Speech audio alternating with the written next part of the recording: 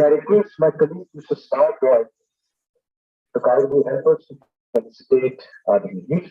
I request Mr. Ishanto Shubhankar, Regional Director, Northeast Region, from Ministry of Commerce to kindly participate. Mr. Il Zandu, IOS Chief Executive Officer from IDEN. Thank you so much, sir, once again for being here. I request Mr. Shubhankar to kindly participate. Mr. Vitali Doctor, Joint Director from Mr. Vidya and Nakari. Thank you so much for being here. We also would like to introduce to our virtual panelists who have joined virtually. We have Dr. Panjam Kumar Pukon, who is the Chief Manager of Government from BCPA, and also the co-chairman of ICC from National Banking and Investment Recovery. Mr. Pukon, are you there? Can you hear us? Yes, very good morning. I'm here. Yeah, thank you.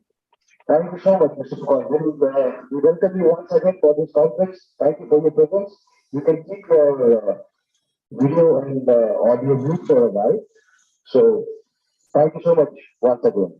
We also have Mr. Harihar Upadhyay, who's from Indian Oil, he's from Oil India Limited. He's taking care of the materials department. Mr. Upadhyay, can you hear us? Is it audible to you, Mr. Upadhyay?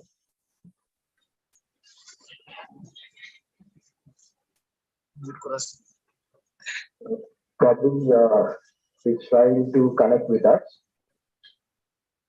We also have Mr. Sabyasachi Das.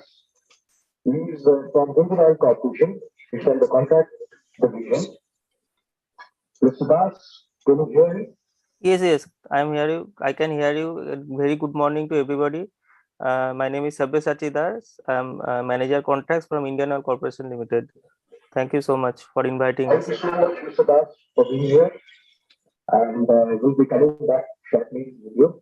And warm welcome for this conference. Thank you so much, Mr. Das. We also have Mr. Arvind Ghosh from State Bank of India from the TBU department. Mr. Ghosh, are you there? Can we have you? Probably Mr. Ghosh is trying to connect with us. Without doing it, then I would like to request Mr. Ishanta Shubhankar, the Regional Director from Region to the Congress to kindly extend the welcome address. Over to you, Mr. Shubhankar.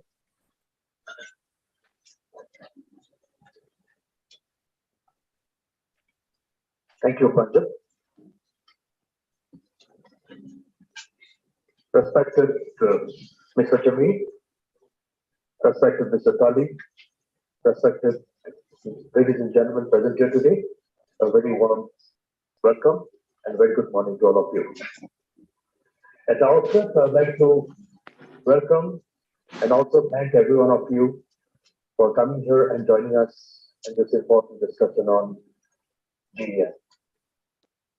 The reason why we are joining here today is, and why we thought of having the GeM program, especially in Netherlands, is we are yet to catch the bus, we are yet to start off and involve ourselves in the GeM process. It is very important that, as we all know, I think, I assume that we all know about the GeM, how it works and what it means. And for the benefit of the people, I just give a brief about the GeM, that is government e-marketplace, where now it's mandatory for all the state government and central government organizations to buy and procure their things from the GeM portal only. So now the question arises about, again, it has started sometime in August 2016. And most of the procurements are happening through the GeM portal. But here, what we have noticed, and the fact is, suppose a government department wants to buy a computer. I'll just give an example. What is happening is the suppliers are not registered here. As a result of which, the suppliers are getting the stuff, the department is getting the stuff from other parts of India, that is maybe Kolkata, Delhi. There, one is the time what is consumed, that is, if I say that is secondary, the business is not coming into the region. The objective, one of the objectives of the GeM portal is to develop the local entrepreneurs, develop the local business, develop the region. So that objective is not getting fulfilled as of now. So we have got Mr. Neeraj Nikunj today. He is a senior consultant of government of e-marketplace.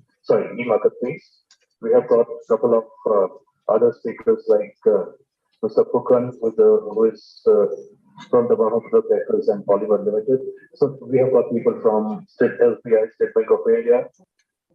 Then we have got representative from Indian Oil Corporation. So they will be sharing about the issues and concerns about the GeM portal. They will also discuss about the opportunities which are there. They will also we'll also come to know about how it works, how to do the registration, how we can get ourselves involved in the business, or how we can start our business and involvement in the GeM portal. It is indeed very, very important that we reap the benefit, rather the people from outside the region reach the benefit of the product. There are around 2,000 odd products listed, of around 200 odd categories there. Anything under the sky is required by the organizations, and anything under the sky is supplied to the GeM portal. But we are yet to reap the benefit. So this is one of our initiatives where we can make people aware, the first generation entrepreneurs or the already the present entrepreneurs aware of the benefits and openings which are there in this GeM portal.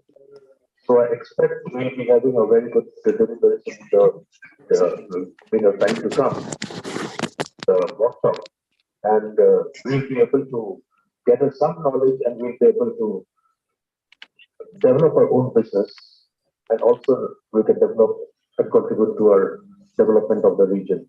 Thank you very much. Thank you.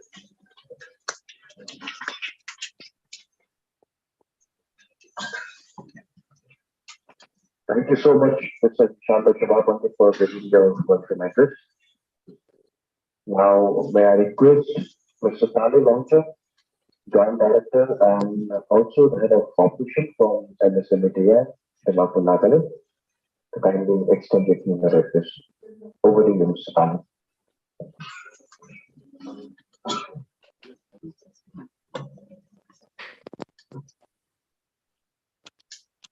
Thank you, Mr. Chairman, and respected dais, ladies and gentlemen. Today, we are organizing this campaign. Wisdom Conference. Why we are organizing this? You see, Azadi ka Amrit Mostab ka under the scheme, we are organizing in this conference for the benefit of the entrepreneur and business in Nagaland states. Under this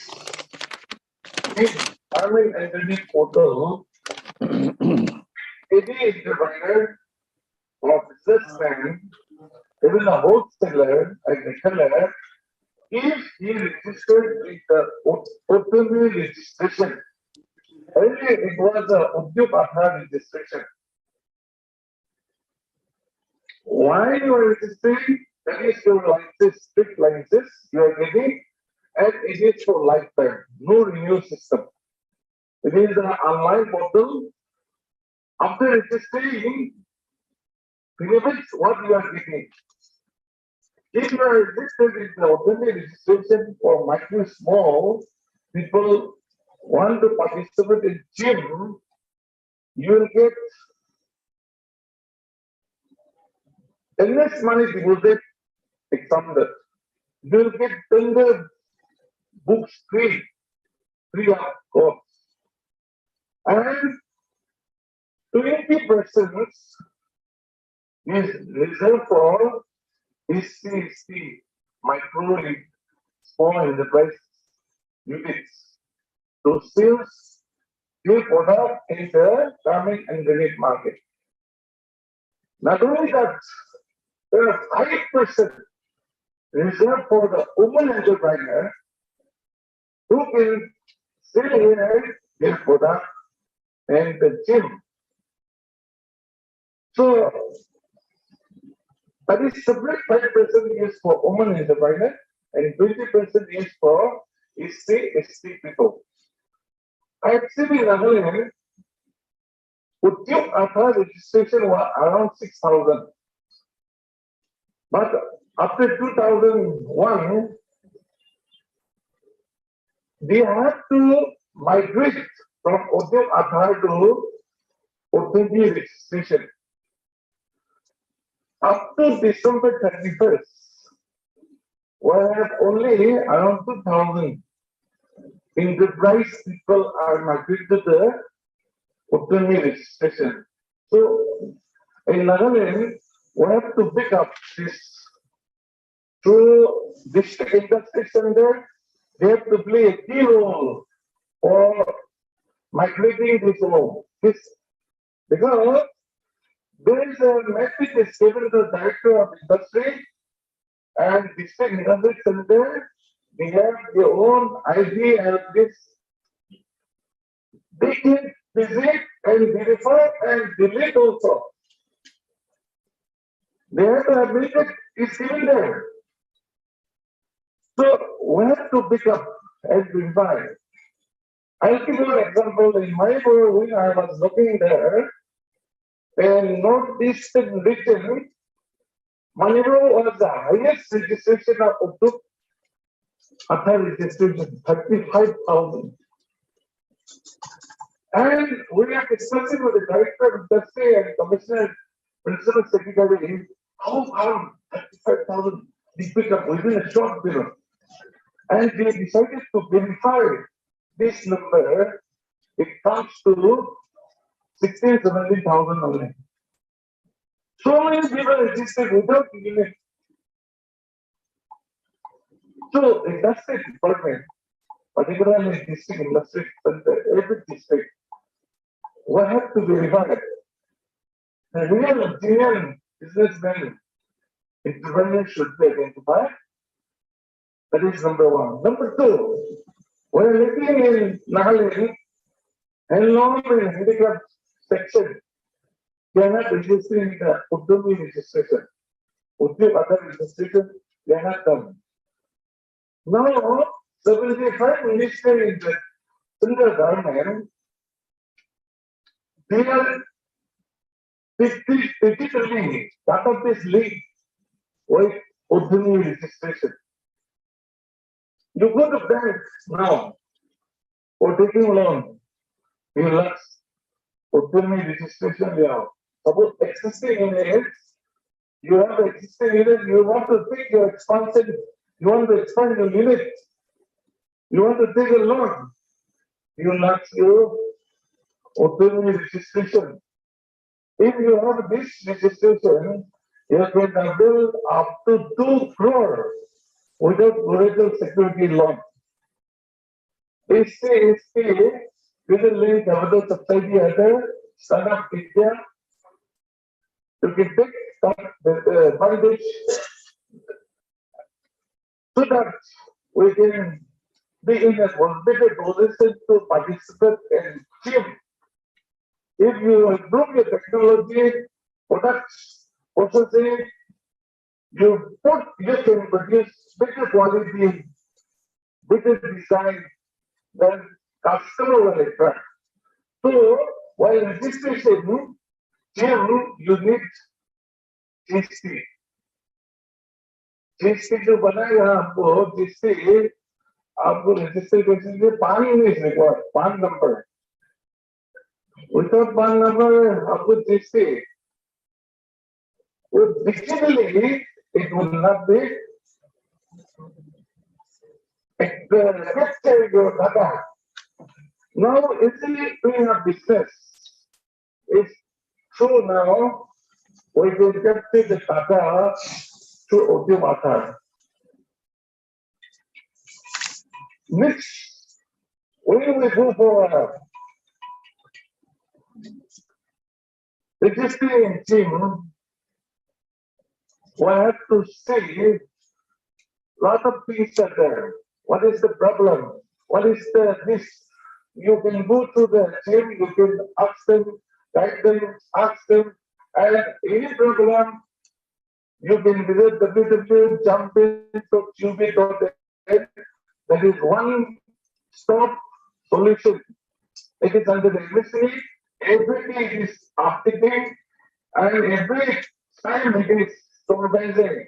When given IP to industry development also, they have to take care. There is a one number of is any complaint, suppose in development.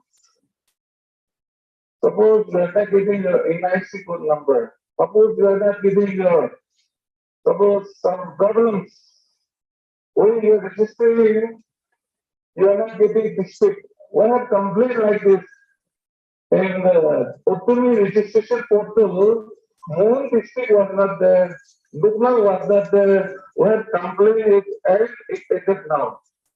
So, through this, it will be very, very vital to integrate and doing business. So, our ministry is only a GMC. GMC means procurement, marketing, support. In this scheme, we used to give in partnership scheme, you will organize national vendor development program, national level exhibition, national level conference, international level workshop also under the partnership of Minister of MSME. It will be online, portal is there, you go there, my MSME. .gov.in. Then you will find BMC scheme. Like Indian government covers also details to that one. When we come in for this, for the benefit of the Nagaland entrepreneur and businessman.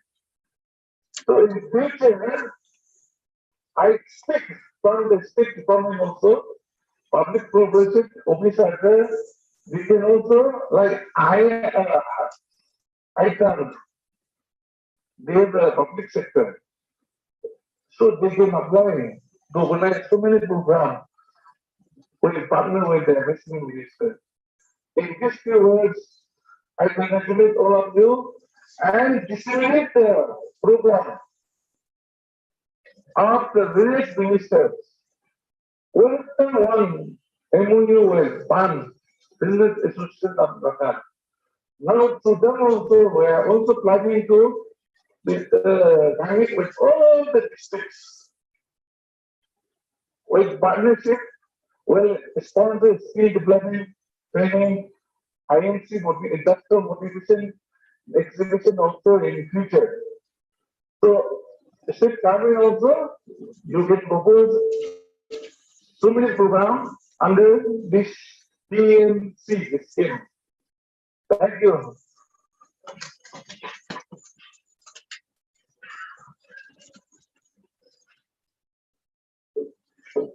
Thank you so much, Mr. Tandaji, for your, of course, what you have delivered is very important. In fact, one more thing I would also like to add, apart from these various schemes, whether it's under the PLS, whether you participate for exhibitions or for the sponsorship, you also will get the benefit for intellectual property rights. Like if you suppose ICC has this IPFC center in Guwahati, right? And if you are registered under MSME, then you can also get the subsidies. You can apply for the subsidies. But only the condition is you should be registered under MSME. And whatever the variations are there for the subsidies, I'm sure Mr. Tani can help you on that, right?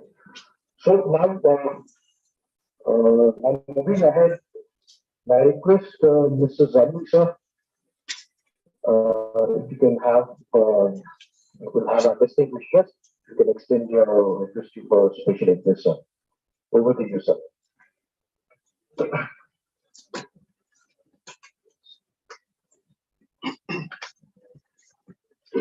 Thank you, Mr. Ranjan Borwano. Yeah, thank you very much for this opportunity, and Mr. Isanto Shibun, difficult to pronounce the name, but Mr. Kalimongcha. It's not very often that we get to be in a conference organized by the ICC.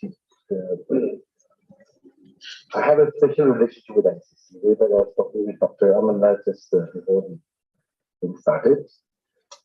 In 2006, we had the Agri Expo in Singapore, where the ICC came in with a really big support, and then we are felt indebted to the ICC for all the support they have given. And then coming here today, although I have retired about 7 8 years ago, I'm grateful that the ICC has not forgotten Nagaland, and then that you are continuing to organize these kind of conferences.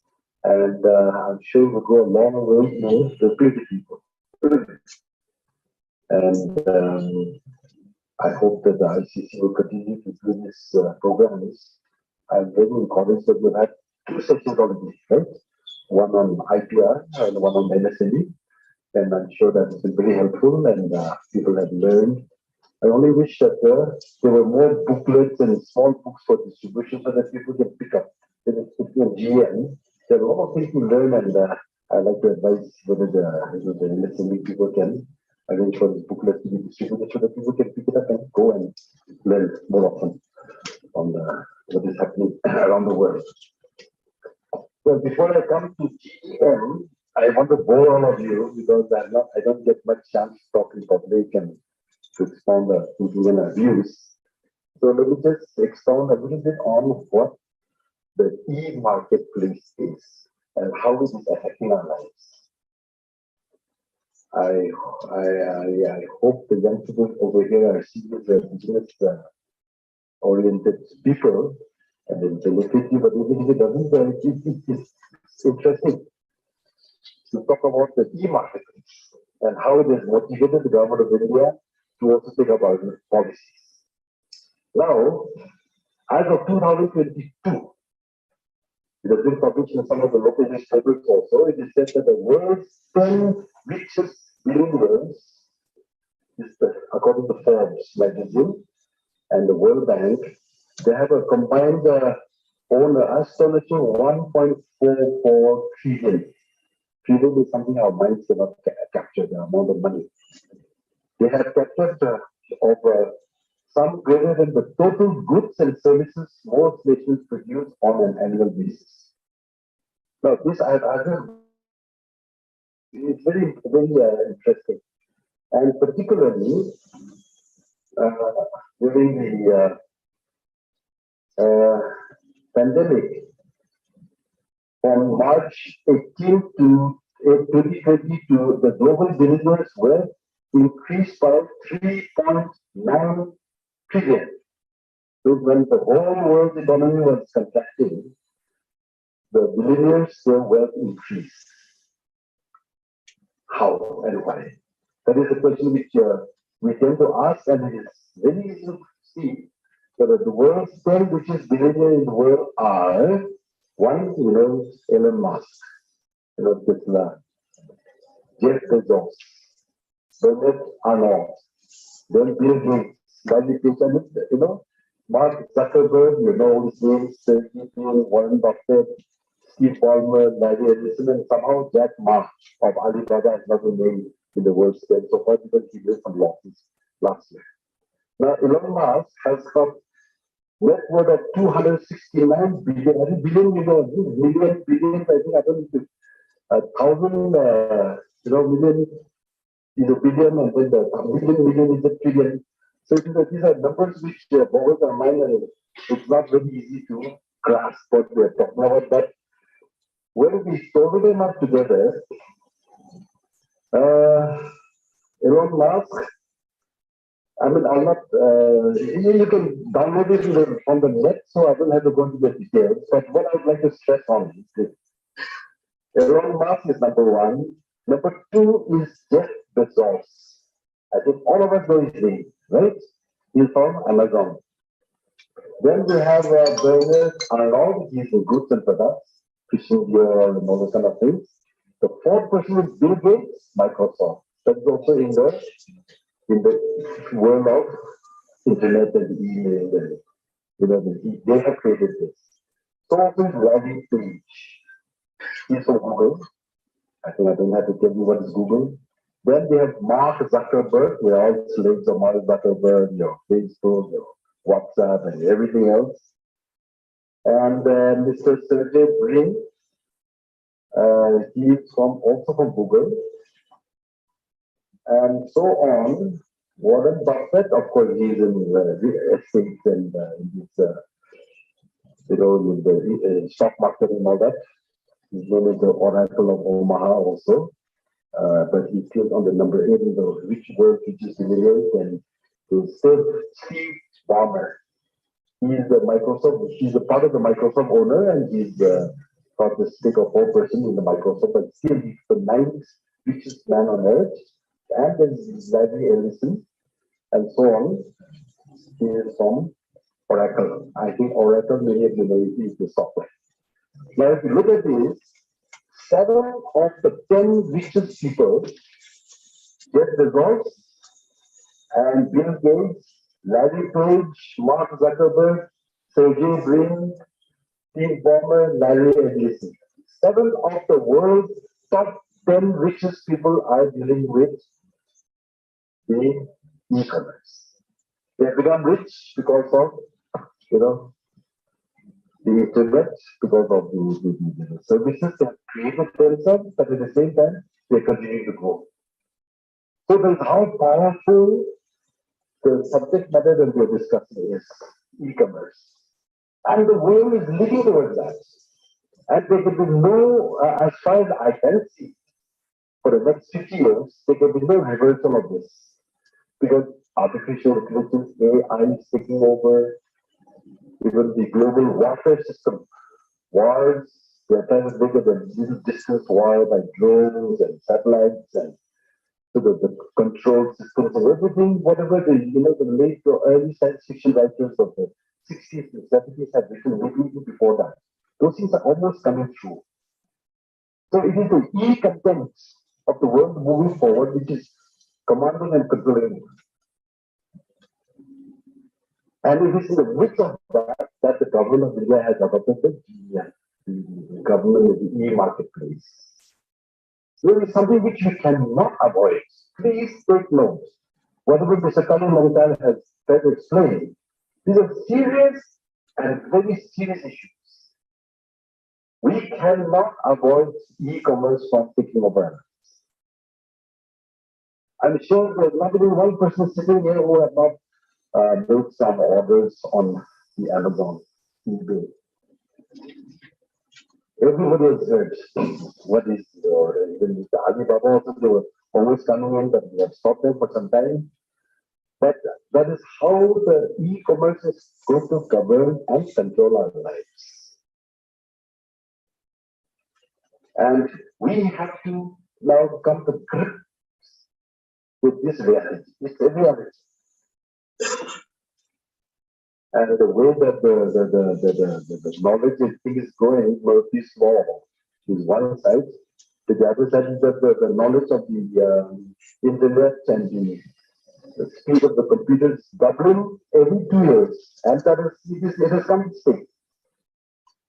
And apart from that, by doubling 2 years, now we're talking about 1,000-fold increase in the speed by the quantum computers. I think you know what is, you must have heard or read about it. Quantum computers would be a quantum jump over our present bits and bytes technology of the computer. And once the computers go to that speed, well, we have no chance of escaping anything. I have read a few years ago in the Time magazine that the world is going to go into a cultural, to shock a cultural, a new civilization change because of the speed of the computers, which is doubling every year. By 2040 to 2015, right now the computers are computing at speed faster than the brains of the mouse. But by 2050, very soon, 10 years, they compute faster than the brains of the man. But by 2050, the computers will compute faster than the speed of whole mankind put together. And that is the time when we call it technological singularity. The technological singularity is a point in mathematics and in physics. There is a point of a singularity where the normal laws of the land goes and it diverges and a new, by mathematical formulas and physical phenomena start emerging. So that technological singularity is expected to take place among mankind, maybe in the next 20 to 30 years. We'll be all gone by that time, but all of you will have to bear the responsibility of these changes. Now, amidst this fast-speeding change comes the question of e-commerce, which is now taking over almost everything. And there, the government has to now take up some role in, either reversing the processes will not take place, but the government will have to help the people to be acquainted with the changes that is taking place. Government has to help the people to, be ready to accept and to go along with the changes. And that is where we face this problem in a state like Nagaland, Northeast. 99% of the people don't realize the implications of e-commerce. We just place our orders on Amazon and get it at our doorsteps and then we feel that we are satisfied. But no. We have a long way to go to catch up with the rest of the world, and therefore the government GeM is not taking place. The problem in the state is that we are not trying to be aware. We are not trying to be, the systems of thinking, the processes which we personally are involved. We don't care. We just get our goods and we sell it, and then we see that's the end. But it has got far-reaching implications, like what I've told you. The 10 reaches people are controlling, almost 1/3 of the mankind's products. And then the e-commerce is taking over our lives. We don't know how to live within that. And so we get angry at government, we get angry at this, we get angry at that. Actually, the blame should come to us as individuals. So that is one appeal which I want to give to all the entrepreneurs of the year. All of you has to try and get into the GeM. How to register yourself and how to get yourself going. Now, in Nagaland, we have a lot of people working on this e-commerce platform. The Association of Nagaland has got things. I've heard of Ilango, the New Basket. People are trying. Hats off to them. Then we have people like, using Instagram for, earning their livelihoods. There's one, Ayla Jamir, I don't know whether you've all heard. He has started, Sarojini Nagar Market. I think all of you really will have known what is Sarojini Nagar, that very cheap place. Now she has picked up things from there, turned it into fashion, and now she is in high demand by the big fashion houses. There is Insong, I don't know whether you went to the YouTube. And she's earning a lot of money from the YouTube. You have that Alomo Naga, he's got one YouTube thing going. Those are e-commerce. Those are things which are going on. And for your information, we Nagas were famous for second. Few years ago, it was even now you're talking about it. But I'm telling you, the second-hand clothes market is becoming a big market in the rest of the country.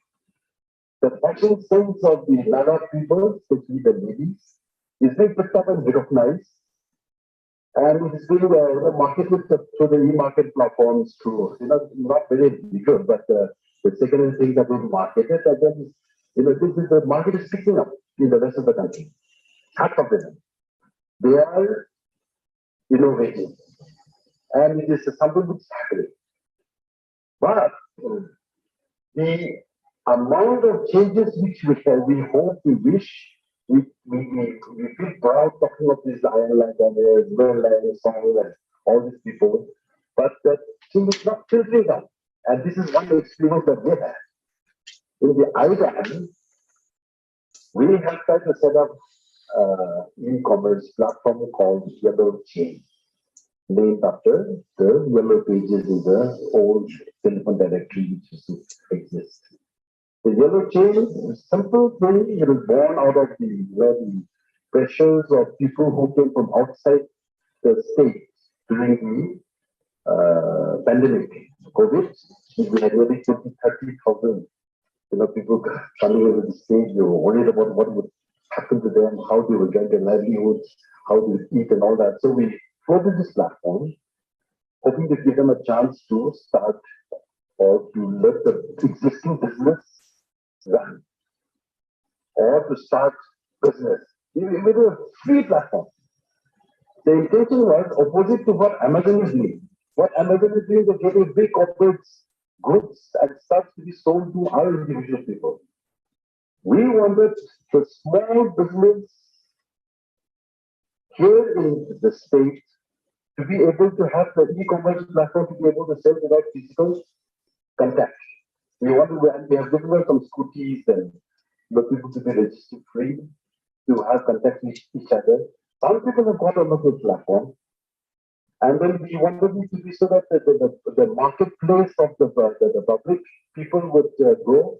And it was not only just the goods, services, barbers, carpenters, electricians, everybody who could sell their services in the pandemic could advertise their names in the yellow chain, you could ring up and then call.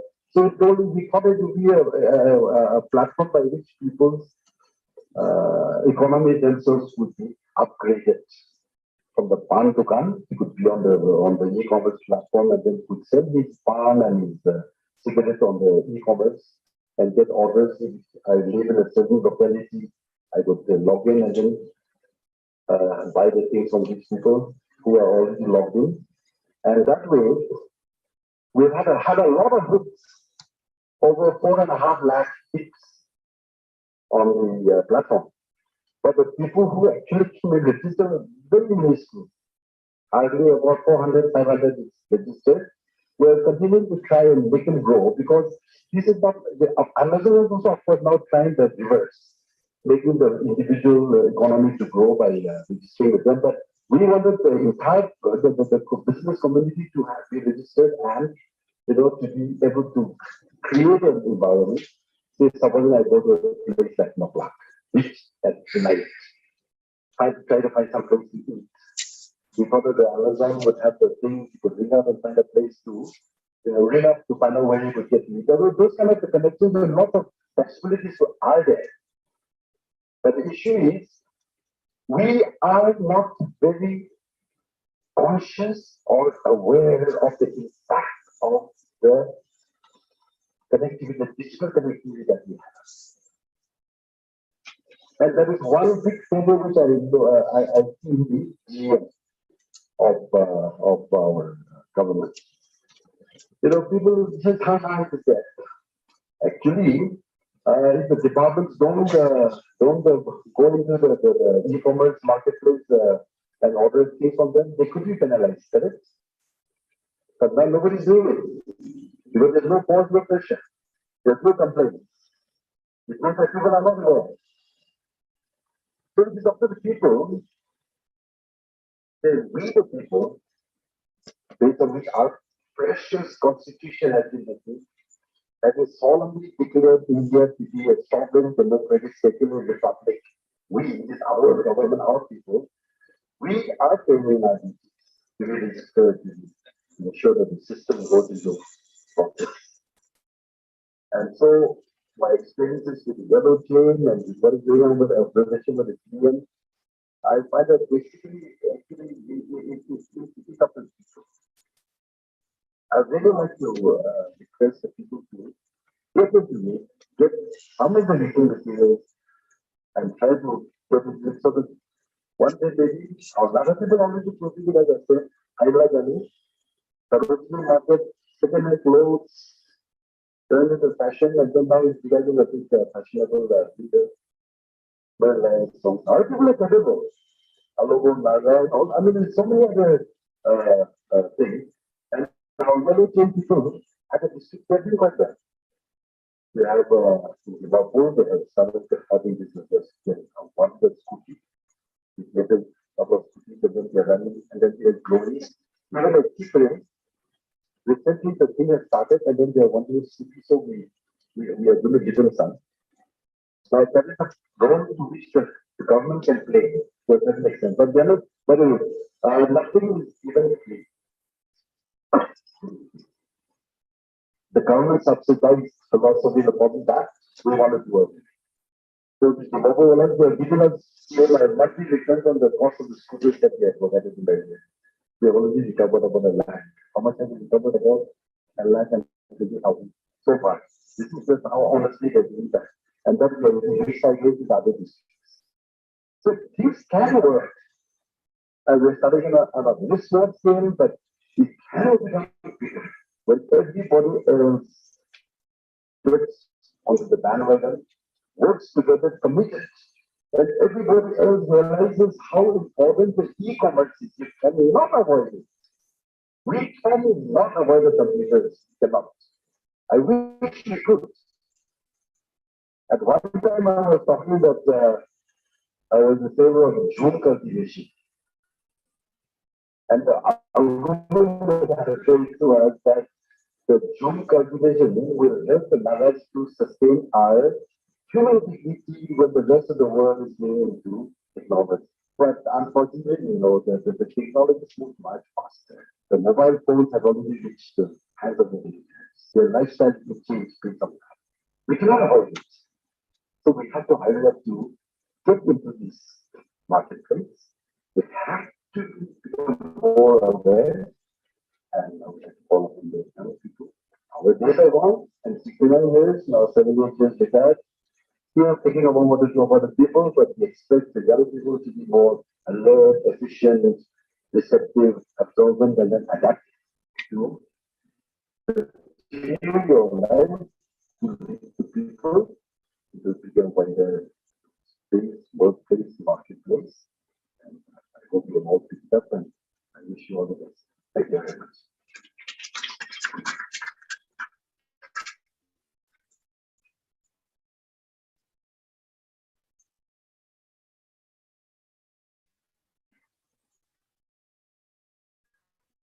Thank you so much. Sir. It was indeed your delivery was really very beautiful. Thank you so much once again. Due to some unavoidable circumstances, probably the commissioning secretary is going to be here in another 10 minutes. Now, without delaying, may I request Mr. Neeraj Mukunj. Mr. Neeraj Mukunj is from Government Marketplace. Are you online, Mr. Neeraj Mukunj? Yes. Is it audible to you, Mr. Mukunj? Yeah, hi, good morning. Good morning. Am I audible? Yes, Mr. Mukunj. Thank you so much. We welcome you for this conference regarding the marketplace. And we have the particular status of 25 minutes. You can please, because you are very important, you will be expecting a lot of resources from you. So over to you, Mr. Mukunj. Thank you. Thank you so much. First of all, good morning to all of you. Thank you very much, ICC, for giving me opportunity to be among all of you, all the distinguished panelists and the guests, all the invitees. Welcome you all for this particular session, the workshop on the government e-marketplace. So since morning we are listening up all the panelists and all the guests on how important is the government e-marketplace.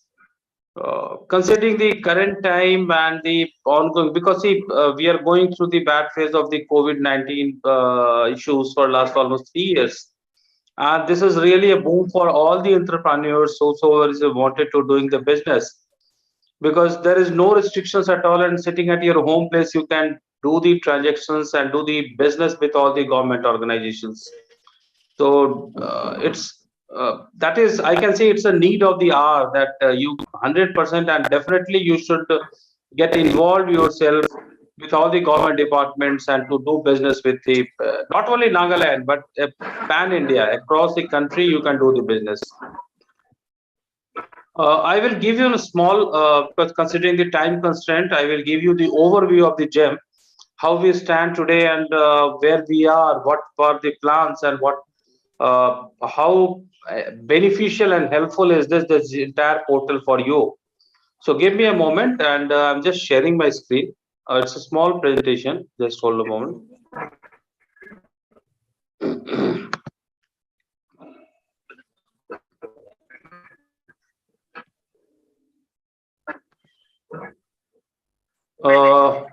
My screen is visible. Can you please confirm once? Absolutely. Can you Okay. make it full screen, please? Sure. Or maybe you can make it 100%. I mean, or if is it possible to around, Is you it? can keep it between 50 to 60%. No, is it? I made it full screen. Okay. Okay. Thank you. So basically, this government e-marketplace, it's an online public procurement portal created for the public procurement for all the government departments, be it the central government, state government, autonomous bodies, and the PSUs. So wherever all they are getting registered as a buyer, and then you people who are the entrepreneurs and the business entities, they are, you can register as a seller and can do the business with the government departments. Basically, as per the genesis of the GEM, so this was launched on 9th of August 2016, and recently we have completed 5 years, and we are really thankful for all our stakeholders, be it the buyers and the sellers, and yours contribution has been phenomenal, and that is the reason we have reached at this level. And we assume and we hope that we will get the same kind of cooperations going forward as well. Being a government portal, this is governed by the Rule 149 of GFR. So any transactions happening through GEM portal will be covered under the Rule 149 of GFR. I think slides are not moving, right? It's showing the first slide only, right? Yeah, we are on the first slide only.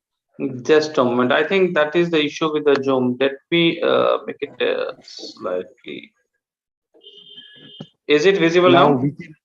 Now we are on second slide. Second slide, right? Okay, thank you. So any transactions taking place through GeM will be covered under the Rule 149 of GFR, General Financial Rule. The three major approach and the you can say the pillars of the GeM on which we are working, that is the efficiency, transparency, and the inclusivity. Efficiency in the sense that we have made this portal efficient enough for our users, which will help you to make it user friendly. Transparency, of course, that is the main objective why GeM was brought into the picture. You all know huge amount is getting incurred in the public procurement, and it is very much required that we have a clear level of transparency in the portal. And for your information, we have been successful in bringing the transparency. So as per the last survey done by the World Bank, GeM has given a saving of 9.75% on the median pricing. Median in the sense you can say the average, on an average. Now, say for example, till now we have achieved say 1,90,000 crores worth of business through GeM. So you can just assume that 19,000 crores worth of amount has got saved for the exchequer. That is not a small amount. Now that amount can be used anywhere in the other infrastructure development activities. Inclusivity. So this entire portal is inclusive, that is open for all the buyers and the sellers. Whosoever wants to get registered, you can register with GeM and can do the business. The only thing, it is not for the personal use like Amazon and the Flipkart. It is for the government departments only. So only government departments can procure the goods and services through GeM.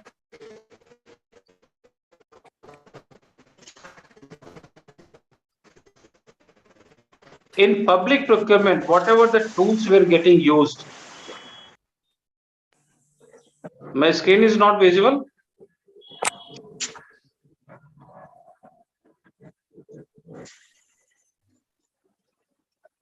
The presentation is visible to all of you?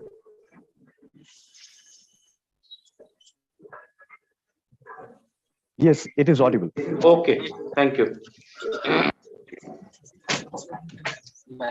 So whatever tools we're getting used in the public, all those tools are readily available, like bidding, reverse auction, direct procurement, petty cash purchase, three quotation purchase. So all these things are available. The only difference is earlier those were in the offline mode. Now this is an online mode. That's the difference. Again, the three important aspects of the portal: entire portal is cashless, contactless, and the paperless. No provision for even a 1 rupee cash. If a department needs to transfer 1 rupee to a particular seller's account, that will be transferred directly in the seller's account. So no provision for cash. Cashless, contactless. Even GeM recommends that the buyers and sellers should not meet each other physically. And the paperless, no need to maintain any file or record or the bunch of papers, because each and every user gets a dashboard, and that dashboard contains all your past transactional activity. So whatever details required, with a single click you can spool the data and can use wherever required. So this is the genesis part of the GeM. Now this is our presence and the footprint across the country. I think the slides are not moving. No, we are on the third slide now. Acha, you have got it in third slide. Okay, fine, thank you. Yeah, it says establish footprint across India. Correct. True. Right. Thank you. So we have now MOU with all the state governments. All the state governments are already signed. Even the Nagaland government has already signed the MOU with us, and all the couple of departments are already doing transactions through GeM portal. And all you know that the state government department, any procurement exceeding 50,000 rupees, that needs to be routed through GeM portal. Besides, we have the integration and the tie-up with all the industry associations like ICC, CII, SOCHM, FICCI, MET, PhD, CCI, and all. Then we have tied up with all the government banks and the private bank even to open a dedicated GeM pool account to safeguard your payment. So that as per the policy, within 10 days, you should get your payments released to your accounts. Then being a government portal, we have the integration with all the government portals. For the integration purpose, validation purpose, like MSME, NSDL, MCA21, PFMS, UIDA server and all, for validation purpose. Now, very interesting part, the statistics I wanted to share with you. So this is the statistic as on date. Now, today we have more than 57,500 buyer organizations registered with us pan India. I'm not talking about the users, rather different departments. So for you, you can just imagine these are the different customers for you. These 57,560 customers are readily available on the portal on day one. Then we have the number of sellers and service providers exceeding 36 lakhs. To be very precise, 36,67,403. The number of products exceeding 44 lakhs products live on the portal. The total number of orders fulfilled, more than 88 lakhs number of orders fulfilled. And the transaction value, that is the total GMV achieved through portal, is 1,87,380 crores as on yesterday. Now, one very important aspect, out of this 1,87,380 crores, the contribution from the state government of Nagaland is roughly around 40 crores. I think this is very less, and we need to increase this proportion. That will help, because that will happen with the support of you. If you get onboarded on the GeM and start doing business with the government departments, then this definitely will go up. Now, if you talk about the northeastern states, then we are roughly around 1,400 crores worth of transaction has happened through GeM portal. Now, out of this 36,67,000 sellers, the number of MSE sellers, as the Tali Longshore sir was discussing with you, the number of MSE sellers are 7,47,431, almost 20%. Now, see the contribution. These 20% of MSE sellers are contributing to more than 56% of this total transaction value. That is the opportunity. That is the positive aspect of this portal. We are talking about the micro and small enterprises. Forget about doing business. Even entry to the government department was a challenge for these MSC sellers prior to GeM. Now, sitting at their home locations and their home place without incurring even a single penny on the as a operational cost expenses, they are able to generate the revenue exceeding 1 lakh crore. That is going to help that will help to increase our the economy also. That is a real boom. Now, the key advantages for you, for sellers, although there are n number of advantages, however, the prominent advantage I will share with you why you should onboard with the GeM. They first of all direct access to all the government departments. You are no longer dependent on your local territory or the catchment. Sitting at any part of the Nagaland, you can transact with any of the government department located at any part of the country. That's the beauty of the platform. No red tapeism. It's direct between government and the sellers. No intermediaries. One-stop shop for the bid reverse auction on the products and services. Dynamic pricing. Now all of you know the government departments, the rate contracts were getting followed. However, in GeM portal, the rate contracts clauses of rate contracts are abolished, and we believe in the dynamic industry pricing. So whatever the industry suggests, accordingly you will have to price your products. That is up to you. Being a product owner, you will decide that what all products or the services you need to sell through GeM portal, at what price you want to offer, which all locations you want to cater to. That everything will be decided by you. We are nowhere to mandate anything. It's up to you. You are the owner of that product or the services. Vendor rating system. Now, basis upon your past transactional performance, you will be awarded given a rating system. Now, buyer department have got a provision wherein they can procure the goods from a high rated seller. So if you keep on improving your ratings, then definitely the probability of getting more and more orders are high. New product suggestions facility available to the sellers.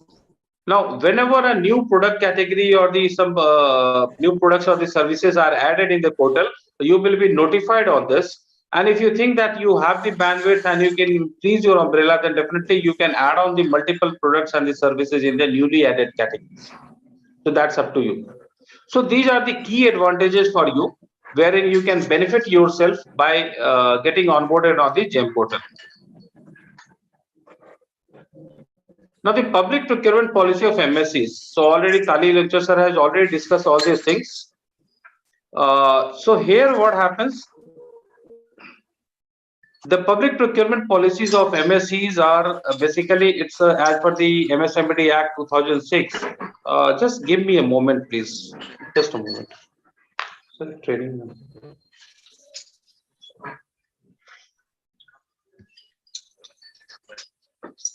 नहीं अभी तो वो होगा तो financial open होगा तब तो मिलेगा.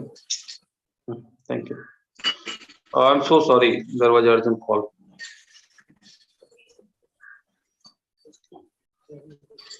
So the public procurement policy of MSCs, the MSMED Act 2006 suggests that first of all, the 25% of procurement is mandatory from the MSC sellers for any of the government departments. Yeah, Mr. Nikunj, yeah, can you just wait for 2 minutes?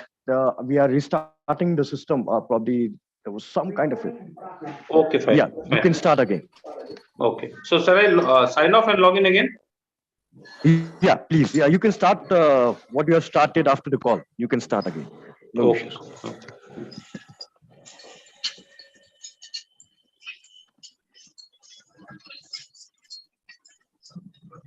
Yeah, please go ahead.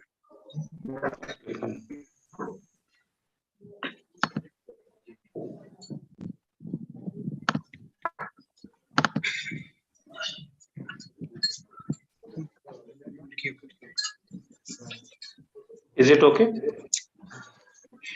Yeah, absolutely fine. Please move ahead. Okay. Fine.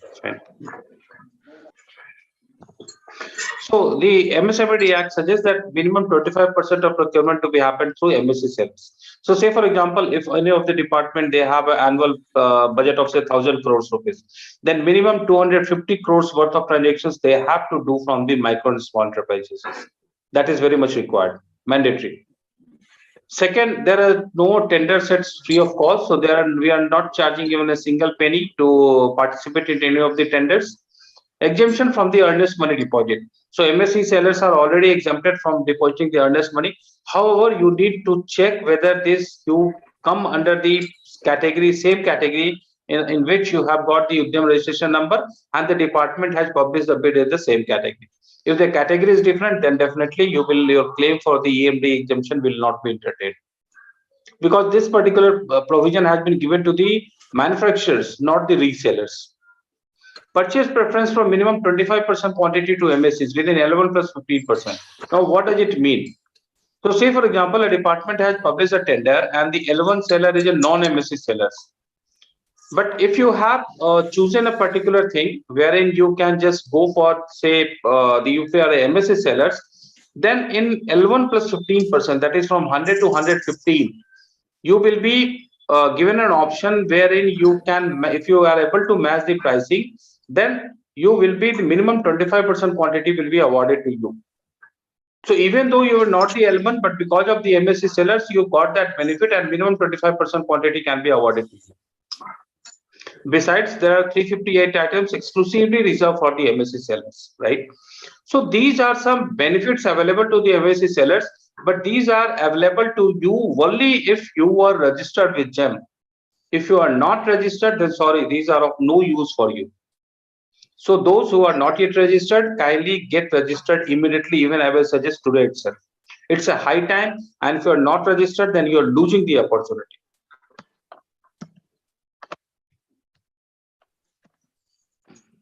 Now, being as a part of the seller of the GeM family, you should know that how the orders are placed in the GeM.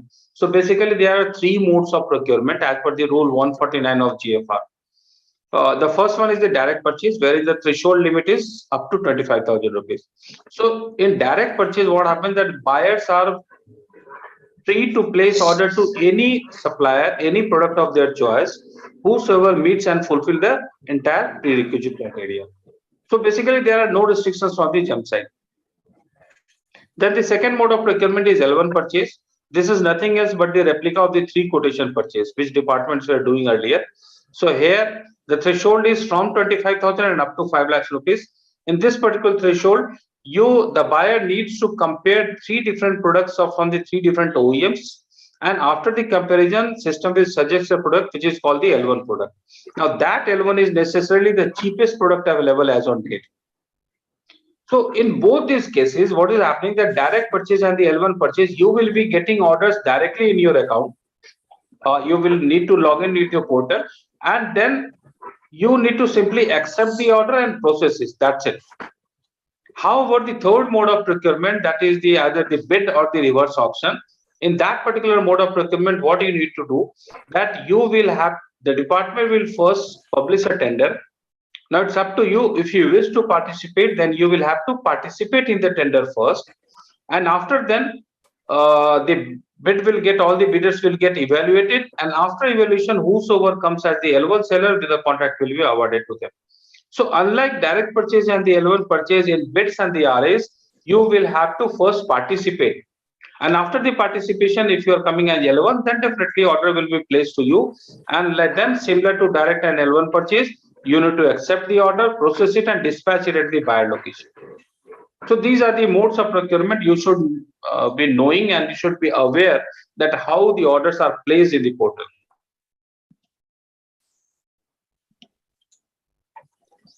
I will skip these parts. Okay. So seller rating I was discussing with you.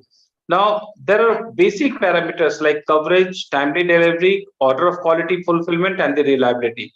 If you take care of these 4 aspects only, then your rating will be always be high. And the advantages of high rated sellers are, because as I told you earlier, that the buyers have got the provision wherein they can choose the high rated sellers for the procurement. So if you are having the high rating, then definitely the chances of getting more orders are more and more. Now, while onboarding with the GeM portal, what happens that basically there are two types of sellers. One are the OEMs, those who are the manufacturers, and the second set of sellers we term as a resellers, wherein you are not manufacturing, rather you are sourcing the goods from the either the company directly or the distributor, and then selling it to the end users. So if you are a manufacturer OEM and you want to get registered with portal as a manufacturer, then you will have to get the vendor assessment done by the QCI. So we have aligned with the Quality Council of India, wherein you need to go through the vendor assessment process. Now it happens in the two stages. First is your desktop assessment, and then is your video assessment. So in desktop assessment, all your financial transactions, your credibility, everything will be evaluated. And in your video assessment, your manufacturing capability will be evaluated by the QCI. So once this process is over, then you will be placed as an OEM in the portal. So that is the manufacturer. So that's a differentiation between the OEMs and the resellers. Similarly, for the services, if you are there in the offering the services to the buyer departments, then the catalog needs to be created, and that catalog will be evaluated and by the QCI, Quality Council of India. Besides the products, we are emphasizing more on the services also, and more departments are going for the services as well in the portal. There are all the common services required by any of the government department. These are readily available in the portal. Like to name few, vehicle hiring services, human resource outsourcing, security manpower, cleaning and sanitization, canteen and catering services, printing services, data and voice services. You name the services, and all the services, the categories are already created in the portal. You need to simply register with the portal, create your catalog, and then you will need to participate in the tenders published by the departments. Just few things I need to brief you. See, first of all, I will tell you this registration part is absolutely free of cost. We are not charging even a single penny from any of the suppliers to get registered with the portal and to upload your catalog. It's absolutely free of cost. There have been instances where we have been getting calls from the users because there are some other sites where you Google GeM, then other sites will also come up. And if you navigate to the wrong site, then they are charging certain amount. So please be aware of this. The website of GeM is gem.gov.in. Very simple and easy to remember. If you want, you can write it down. It's gem.gov.in. Then what are the prerequisites for the registration? So you must have either of the Aadhaar number or the virtual ID associated with your Aadhaar or the personal PAN of the user. So any one out of these three is required. Then obviously the mobile number linked with either the Aadhaar or the PAN. You must have an active email ID. You must have a bank account details. You must have a documents as per your constitution or business type, such as if you're a private or public limited company, then the CIN number is required. If you're getting registered as a proprietorship firm, then PAN is required. And if you are registered as a startup, then DIPP. If you're registering as an MSc seller, then the Udyam registration number is required. And if your business is more than 2 years old, that is more than 24 months old, then the ITR details of your company is required. And the address details. So registered address is mandatory, and the registered address is same as it is appearing on your ITR acknowledgement sheet. So these are the prerequisites to get registered on the GeM portal. Because considering the time constraint, give me a moment. I wanted to share some screen which will help you to understand. Give me a moment, 5 more minutes, please. No problem.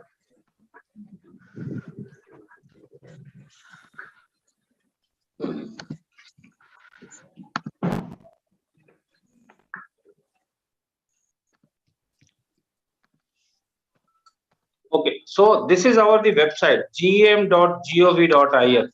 Look, this is the official website. Now, when you will open this site, no need to log in. I have just opened the website gem.gov.in. Now come at the bottom. So this page is full of repository. Now come at the bottom of this page. Come directly scroll down to the bottom of this page. Come at the now here this particular footer of the page. This is full of repository. First of all, this you can see this FAQ over here, right? These are the frequently asked questions. This is very much required. If you click over here, the FAQs, you will find the buyers, sellers, incidents, services, and the forward action. So go to the sellers. Now, what we have done that in last 5 years, whatever the queries we have received from different our users, so we have compiled all those frequently asked questions at one place along with the answer. Now here the top queries, registration. Now if you click, these are the questions. You click the questions, answers is just below. Question answer is just below. Similarly, other parts. So wherever you go, you will find so catalog management, how to upload the catalog management version 2. What is CMS version 2? So you click these are the questions, you will find the answers just below. Beside this FAQ, under this training, this is you can see the training module.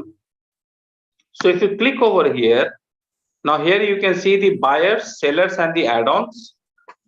So click on the sellers. Now this entire process is defined over here. Introduction to GeM, seller registration and account, how to register using PAN, how to registration using Aadhaar, how to update your profile, right?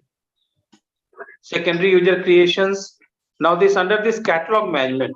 So how to upload your catalog for the products. If you are into services, then how to upload your services. Now go to the bid and RA participation. If you want to participate in the bid and the RA, then how you can participate. Order fulfillment, how to generate invoice, how to generate supplementary invoice.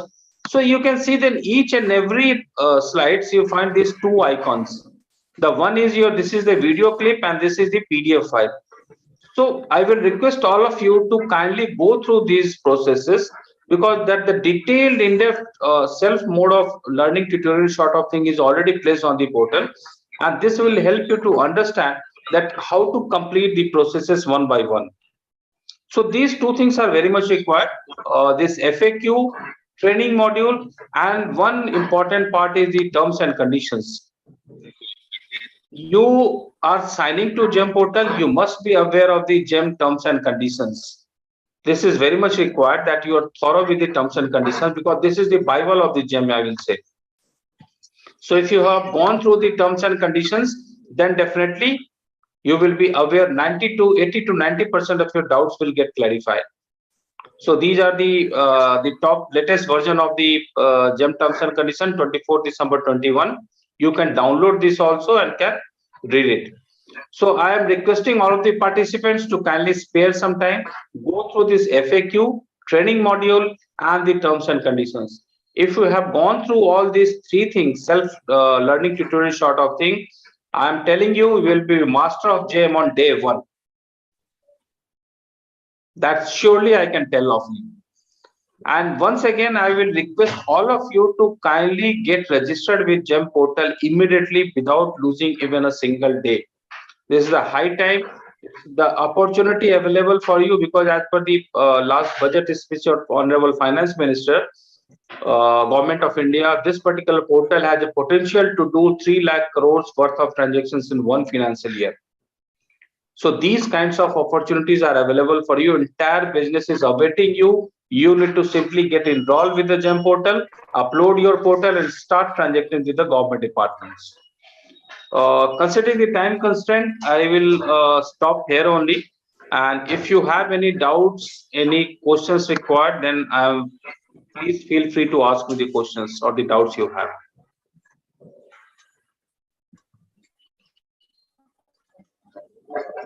Thank you so much.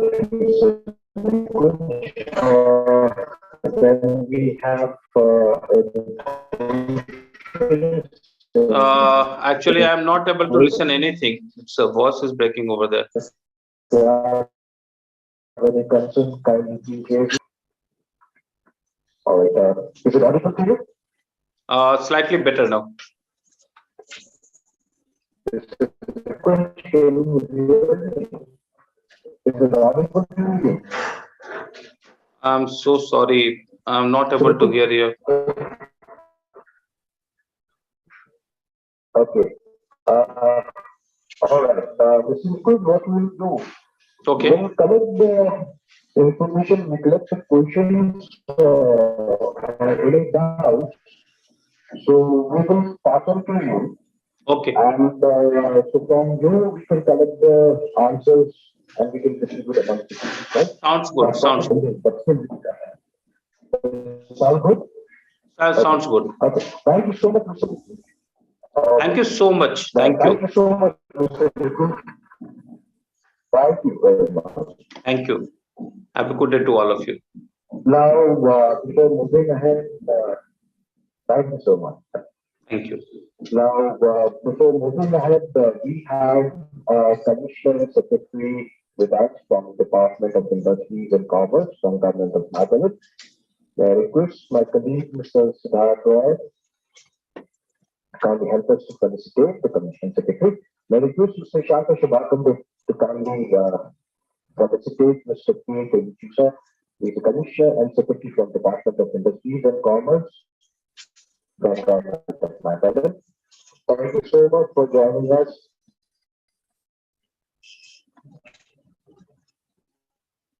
Thank you so much, madam. Now, we are moving towards our next panelist, Kumar Fukan.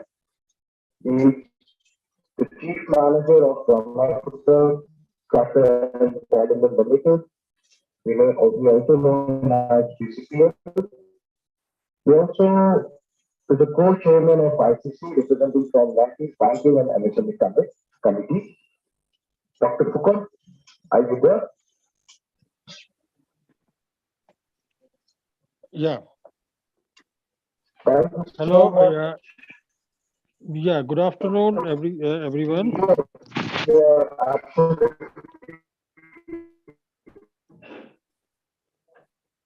Yeah, am I audible? Welcome you, Mr. Dr. Fukan. Yeah, am I audible?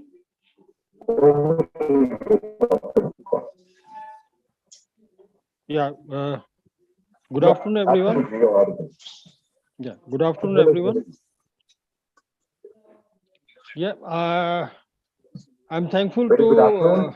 Yeah, I'm On thankful behalf to. of,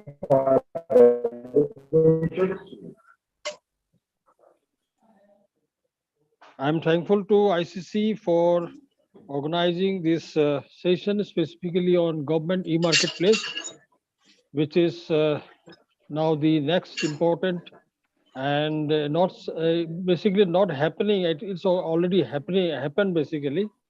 One of the most important and means you can say groundbreaking platform initiated by Government of India in 2016 and which has helped public sectors, government bodies, agencies, ministries to enable the participating startups and entrepreneurs and MSCs through online platform, which is one of the biggest online platform in Asia, and the features which has been already been incorporated here as told by Mr. Neeraj Nikunj from GeM, that it is really going to support and supporting our MSME and startup during this pandemic situation also. So BCPL being a public sector organization, we have already made more than 90 crores of transaction this year, this financial year, and we'll be crossing around 150 crores transaction this financial year, because we have found that the facilities and the features which are being provided provided on this GeM portal is really very user friendly for us as a buyer to participate, and also it is very user friendly for the sellers on other part for them to participate. So that's the reason we have already successful in closing these tenders on very complex and critical subjects like manpower, like you can say testing and calibrations, then environmental tenders on environments, tenders on medical, Many other such critical things we have done through this portal, which was earlier being done by us on e-tendering.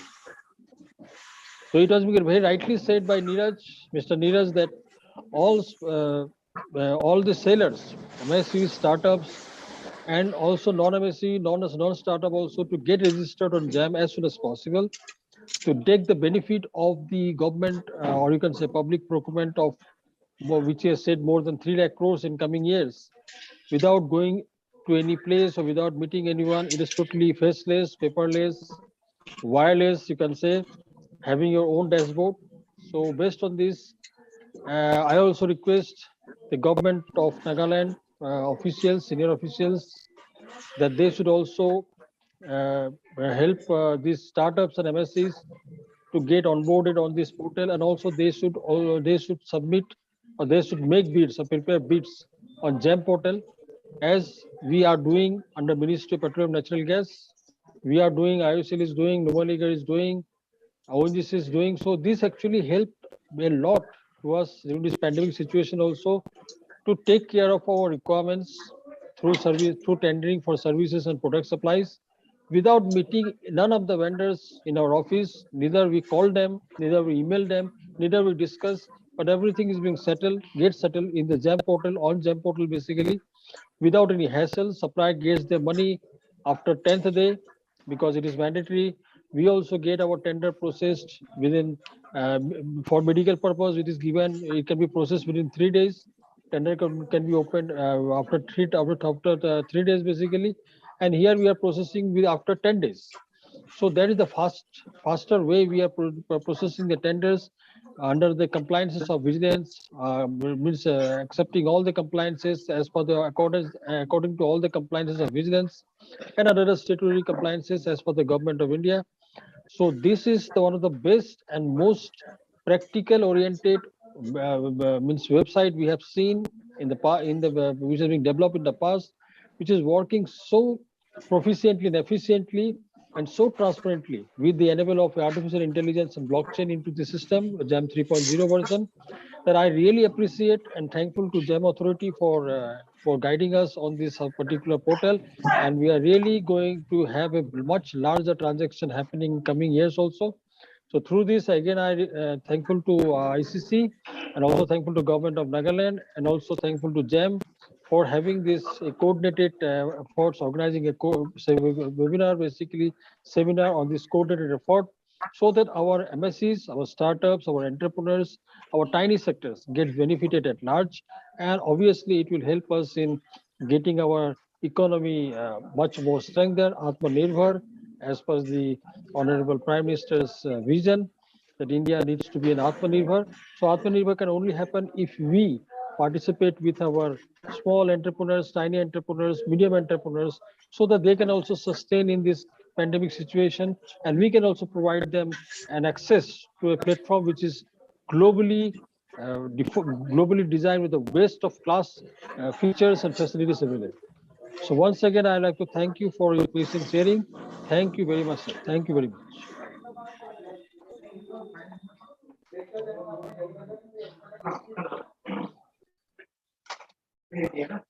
Thank you so much, Dr. Buka, for your deliverance. Now, may I request the Commissioner Secretary Joseph Kuchar from the Department of Industries and Commerce to kindly help us your speech. Over to you, Mr. Thank you, Brenda. Very good afternoon to everyone. And once again, let me take this opportunity to thank ICC for arranging this conference. I would like to make a few points on this topic today, because we are interested in GeM not just as sellers but also as buyers in government partners. But for those who are here from various departments, let me make some points to them because when you see the presentation and you see the perspectives of officers and people who are working outside Nagaland, you have to keep one thing in mind, and that is that for the central government, purchase from GeM is compulsory. For the state of Nagaland, for the government of Nagaland, it is not yet a compulsion. Okay. I know that the government is trying to get the department's interest in purchasing, in making more purchases from them, but it is still not a compulsion. In the central government, by the time I left in 2020, that was down to 5,000 rupees for the limit. Anything above 5,000 had to be purchased from GeM. Okay, so I don't know what is the latest limit now, but it was like that. And that is why their perspective is a little bit different from where we are coming from. Here, we are still at the level of onboarding local sellers. We are still in the post process of, onboarding departments as buyers. So one thing I would like ICC to take forward and to give as a feedback to Mr. Nikunj also is that we need more sensitization on GeM, not just for the government departments also, but for handholding for the prospective sellers also. Because yes, GeM is a marketplace. If you are interested as a seller, it is not the only marketplace. But it works in a closed environment. The seller, the buyer is only the government, and the individual cannot go and buy from GeM. Okay. Now, advantages of buying from GeM, they have, Mr. Nikunj has already pointed out, transparency. You get a very good price, and issues of seller authenticity and all are taken care of these days. These GeM came about because as the central government departments used to face a lot of problems purchasing through what we used to call the DGSND. Okay. I think the state government must have also had some experiences there, but DGSND was really very unreliable at that time. GeM came about and during the initial stages, I think in 2017, 18 even, we faced huge problems purchasing from GeM because firstly, sellers used to have artificial or very unrealistic prices. Secondly, as a buyer, my main issue was delivery and after sales service, which was not very reliable. If you are buying something from Delhi, getting it delivered in Dimapur or Guwahati, and then asking the vendor to come and install it or give you some after sales service, it doesn't happen. But they have largely taken care of all these problems because now in most of the bigger cities, all the sellers do have some tie-ups with local vendors who can assist them. Now that is an issue that we will face in Parliament if we go for large-scale buying also. So for me, it's important that my local sellers get on board first. So it is also an agenda that we can push to buy local also. Okay, so that is something that we as government servants, as entrepreneurs, we can all work together hand in hand in this GeM environment. That is one thing that we can do. So also for a buyer, GeM takes care of all the problems of issuing contracts for construction loan, but for purchase of material goods, I think it's unless it's a local tender, I think you can purchase in GeM up to whatever limit is set. And what they have said about reverse auction, I think for the government department, a reverse auction facility is very important because there you can tell the sellers, there will be a bouquet of sellers. You select 5 or 6 of them based on your requirement. And then you ask them, this seller is quoting this much, what can you quote? You know, so they have a competition within themselves to bring the price down. So as a government department, yes, that is beneficial for you. So this facility, these kind of facilities are available in GeM. For sellers, I'm mostly interested in some of my MSME manufacturers or my handloom and handicraft producers, because for them it is an opportunity to access markets beyond Nagaland without having a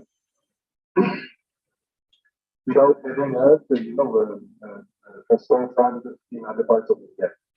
So what I see is that you can uh, market yourself for in terms of approaching government departments, and I think the industry and commerce department and other departments can also assist you in this, and marketing yourself for to other central government departments, because I know ministries also do have their requirements in terms of gifting items for visitors, dignitaries, for their annual requirements. All these things are done. So it's quite a threat.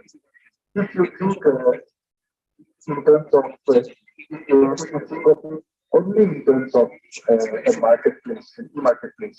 So yes, opportunities are there which will be as good as selling on Amazon also. So treat this as another opportunity for you, but in general. And I think for this, it's better if one like ICC takes the process of handholding and support for interested entrepreneurs, because the documentation requirements are a little bit more strict than just selling directly on Amazon.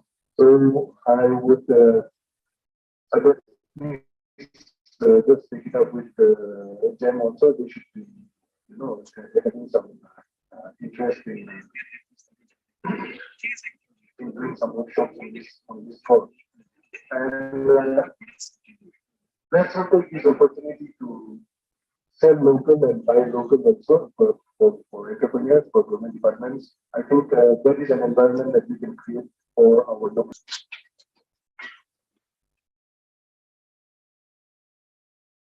Thank you so much, sir. And then, of course, English about farmers, ICC will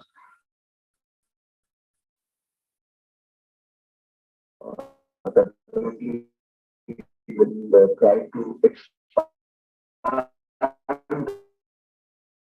this workshop and in other sectors and other districts, so we should reach to maximum level of entrepreneurs and SMEs, and of course with the support of industry and SMEs also.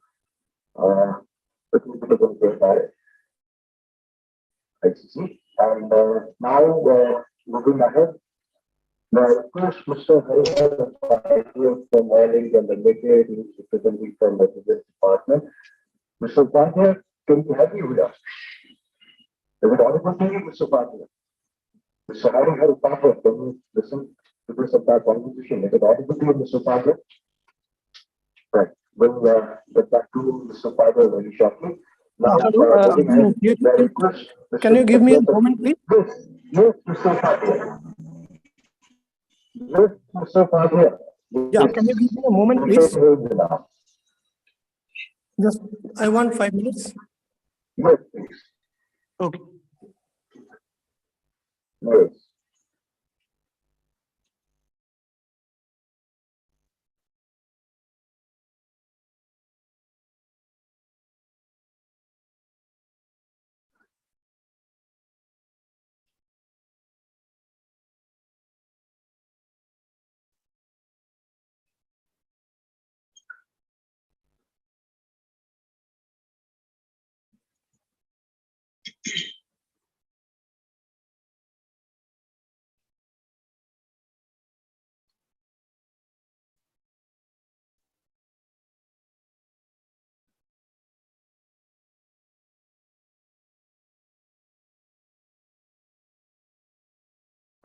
So, Fatih, would you like to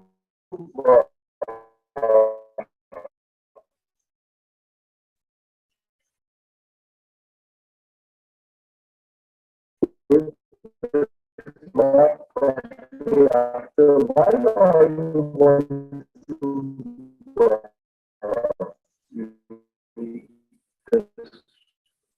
not as moment?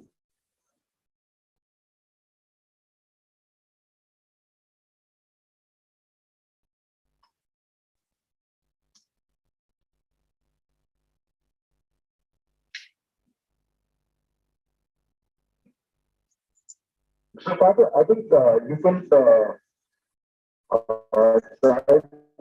the network. We will get back to you after Mr.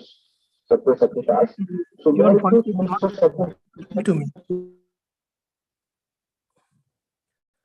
So I think I'm having a technical glitch. So can you give me just 5 minutes?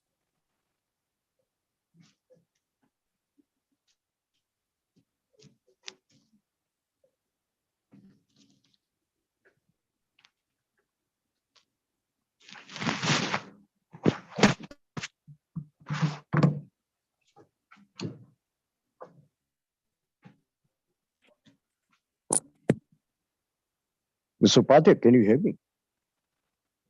You- Or hello, Mr. Upadhyay?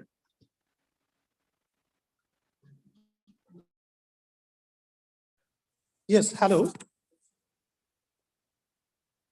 Hello.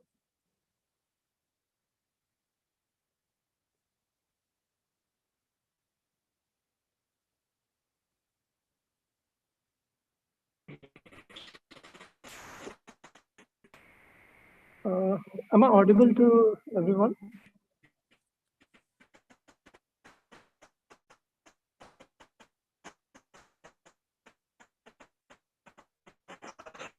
Hello.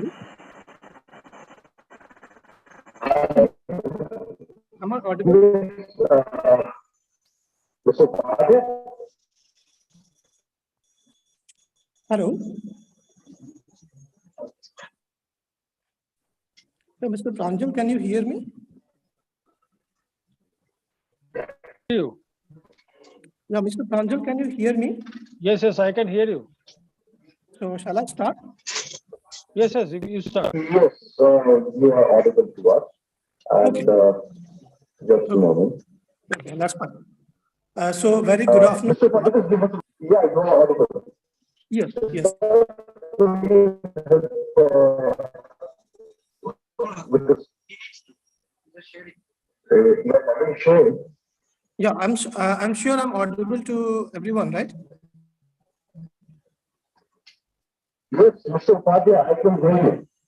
Okay, okay. A very good afternoon to all. Yes, I can hear you, Mr. Upadhyay. Yes. So all the panelists. Are you coming out with some slides? I'm sorry.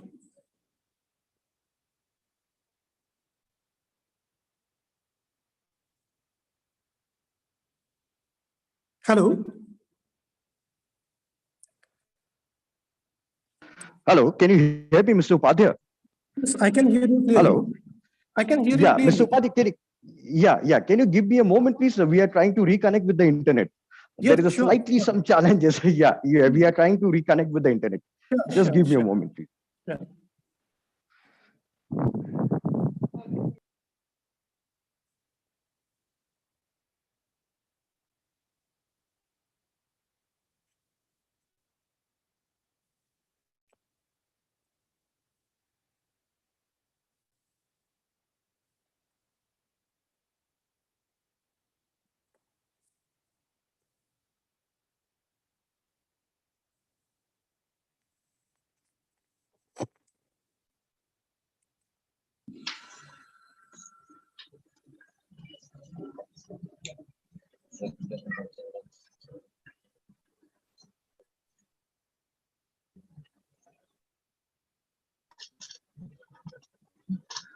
Mr. Upadhyay, welcome back to you. Yes, yes. Can you hear me now? Yeah, yes, yes, we can hear you, we can see your slides now. Okay, thank you. That sounds good. Over to you, Mr. Upadhyay. So a very good afternoon to all the distinguished guests, retired IS Sri Jami sir, all the delegates, industry delegates present over in the seminar, and of course, very good afternoon to the ICC persons. I, Sri Harihar Upadhyay, Manager Materials, Oil India Limited, on behalf of the entire fraternity of Oil India Limited, would like to welcome you all to this presentation on government marketplace. I would like to thank ICC for organizing such an event and giving me the honor to share my point of view and in my time. So, as our previous speaker and senior consultant from GeM, Mr. Neeraj Nikund, has already given you insights on the presentation, with this presentation on the government marketplace. So I'm sure all the stakeholders would have definitely been benefited a lot from his presentation. I would just like to try to cover some of the points that we in Oil India face and how the MSC vendors can be benefited by the implementation of this procurement from government marketplace. So before going into the presentation, let me start about the short introduction about our company. So we were incorporated as the Government of India. Oil India Limited was incorporated on 18 February 1959. Subsequently, on 1961, it became a joint venture between the Government of India and the Burma Oil Company. And in 1981, we became a fully owned Government of India. Even though date, Oil India Limited accounts for 10% of the production of India's national crude oil and natural gas reserves as a whole. So I have a short video introduction of our company. I would like to share this with our viewers.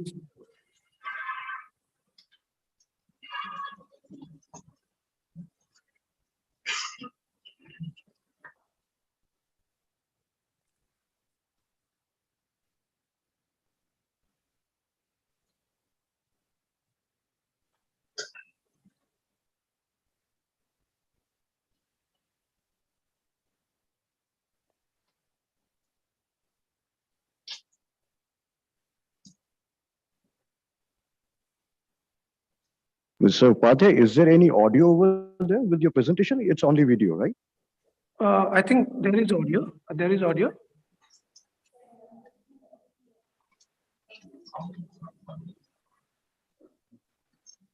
Is it audible? The audio is not audible. Okay. I'll just try to play the video.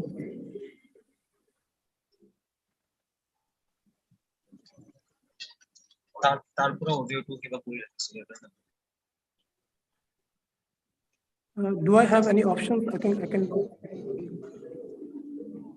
The audio is not audible actually, but it's okay. I mean, if is there any the audio? There's a music score or it's any dialogue over there?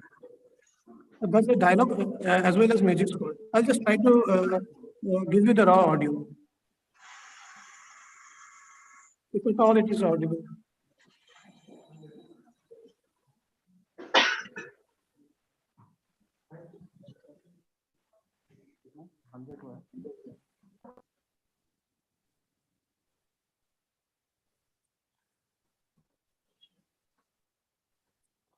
So I think we shall continue with this. Yeah, please go ahead. I think there's some technical glitches are there with the audio. Please go ahead. Yeah. So I will just continue to the next slide then. Please. Okay, thank you. So basically, Oil India is a Navratna company of the Ministry of Petroleum and Natural Gas.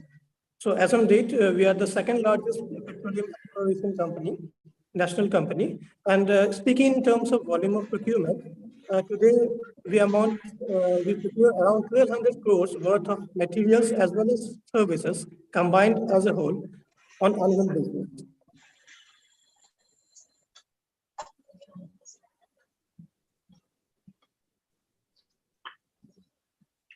So now most stakeholders might wonder that why the government is so much keen to implement the government marketplace. So the same was the question with Oil India also. And now we came to know that to minimize the human interference and to bring the procurement in sync with the technology and, and to have minimum contactless procurement, the government is very keen to implement the government e-marketplace as a procurement platform. I'm sure all our stakeholders will be definitely benefited a lot, as we also have benefited from the procurement through government e-marketplace. So let us now share a simple slide with you. This slide will help you understand why we need to emphasize on the procurement through government e-marketplace. So basically, this data was given by the World Bank. Data, it is clearly visible. Can we have the slides? The slide is not visible. I mean, we can see the pause of your video. Okay, I'm so sorry. I'm so sorry. I'm so sorry. There is a technical glitch again, I think. Okay, let me just change this. Yeah, now we can see the slides. I think there are. We are at slide number 8. Okay. Yes. Okay. Okay. Okay. So let me continue from here.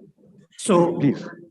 So this is what the question arises when we started thinking about the government e-marketplace. That since we have such a good robust system of procurement in place, why is the government emphasizing so much on the digital procurement of government e-marketplace? And now from our experiences in the last 3 years, we have come to know that the government wants the technology to be in sync with the procurement and minimize the human interference that causes friction in terms of procurement, and to increase the efficiency and productivity of the organization, the government is through government e-marketplace. So let me try to explain this with a simple slide. This slide shows a representation of the annual procurement of India, and the figures here mentioned are provided by the World Bank. So as we can see from this slide, that government procurement in India amounts to approximately 152 lakh crore. That is a huge amount of procurement that we are going through annually in India. So if we calculate this procurement in terms of GDP, then it accounts of actually 20% of India's GDP is spent as government procurement. So now the government's focus is that if in some manner or some way, if we can decrease this amount of procurement by cost saving, of course, not with the quality compromise, then it can lead to a significant increase in the India's GDP. And in this way, all our stakeholders, be it MSMEs, be it PSUs, be it government undertakings, we will have to play our part in contributing to the increase of India's GDP. So basically, this is what the government believes to be achieving by proceeding more and more to government. I'm sure all our stakeholders, after looking at this slide, would be quite motivated, as was the case with me, to increase the procurement or to increase the supply in the government e-marketplace platform and reap the benefits out of this platform. So the slide I have named as the synergy between the government e-marketplace and Oil India Limited.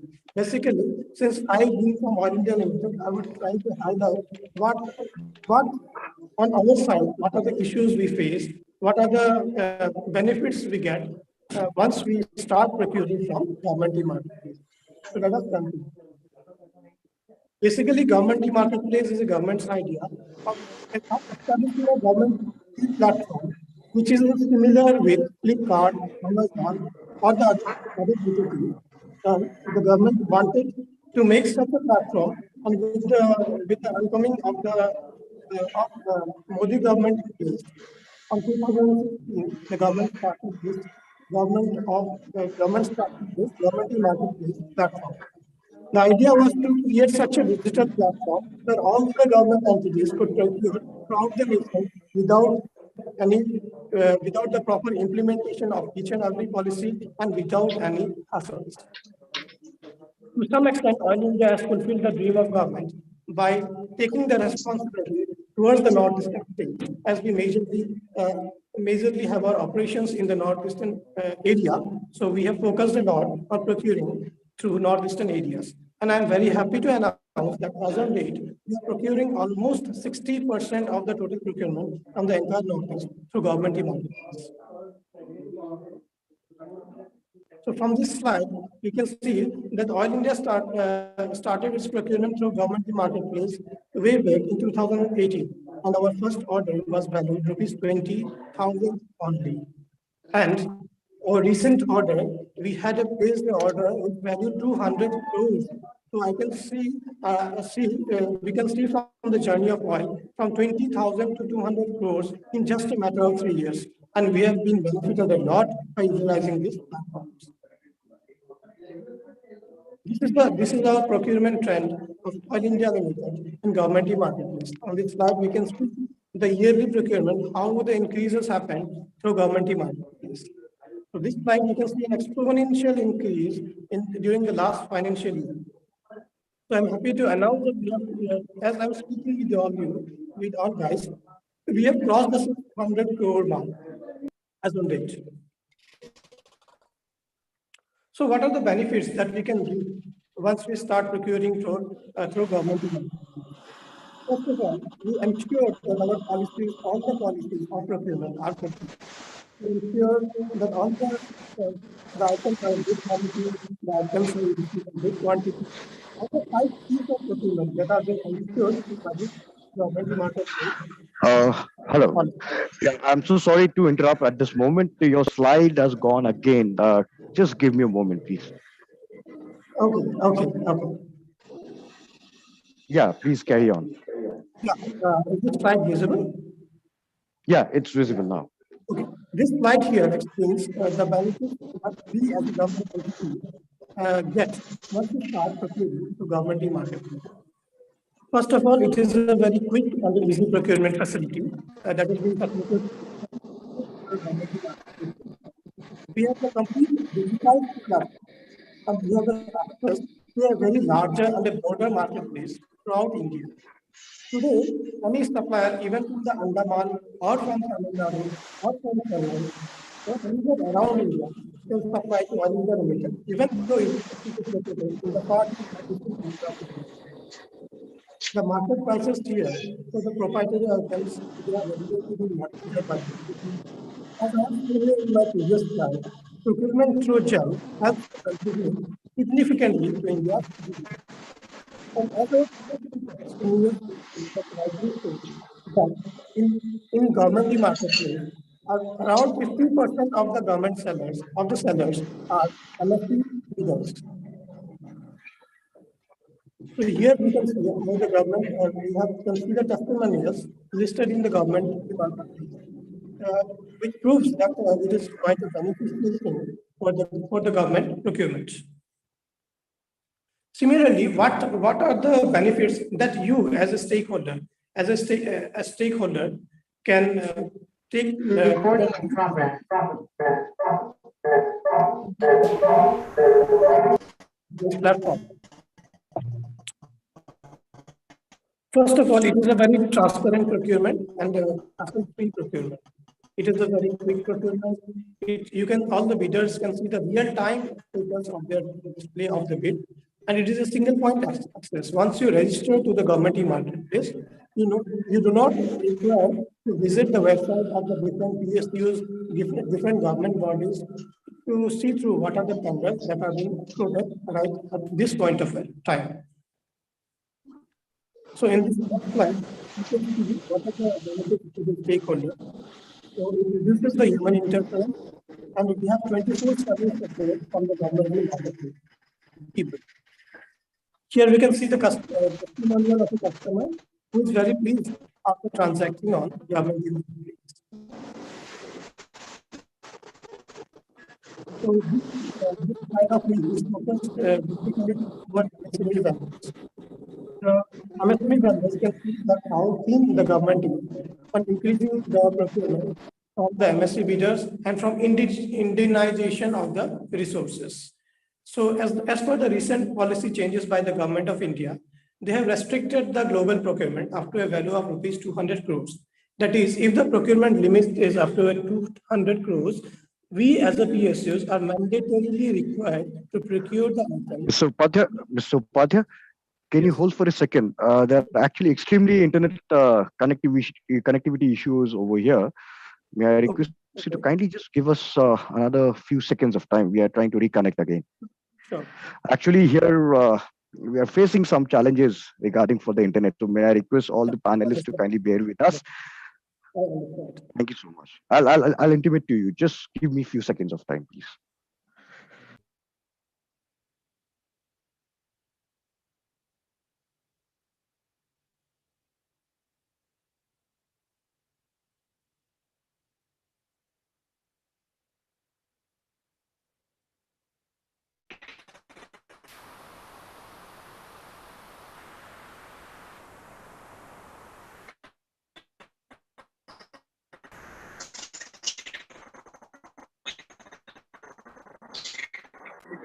अच्छा इतिहास hello दीदी ठीक ना video तो नहीं audio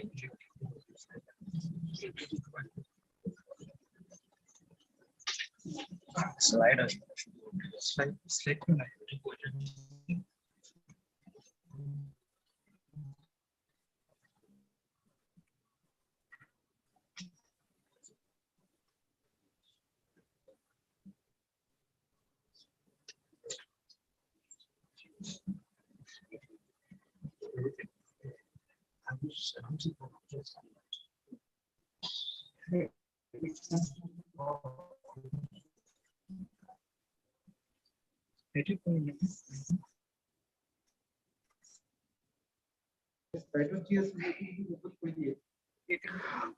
Mr. Upadhyay. Yes. Actually, in this area, what we have seen some internet challenges. Is it possible if you can share the slides with us, you can mail it so we can share amongst our delegate instead of I think we can see the slides now. Yeah, please move ahead, please. Okay. Yeah. So where were we? Actually, we were in this slide. Right? Okay. So let me explain to you the recent policy changes. Am I audible right now? Yeah, you are audible, but can you be a bit louder, please? Yes. Okay. Yeah, now it's audible. Okay. So as per the recent policy, the government of India, first of all, the government of India has restricted the global procurement up to a value of rupees 200 crores. That is, if the procurement limit is 200 crores, then we have to mandatorily procure it through an indigenous tender only. We cannot quote a global tender if the procurement value of the item is up to the limit of 200 crores. So this is a very good news for all our users and all our stakeholders looking forward to have a pleasant business with the PSUs as well as the government undertaking. The second policy that the government has changed is they have restricted the procurement from a country sharing land border with India.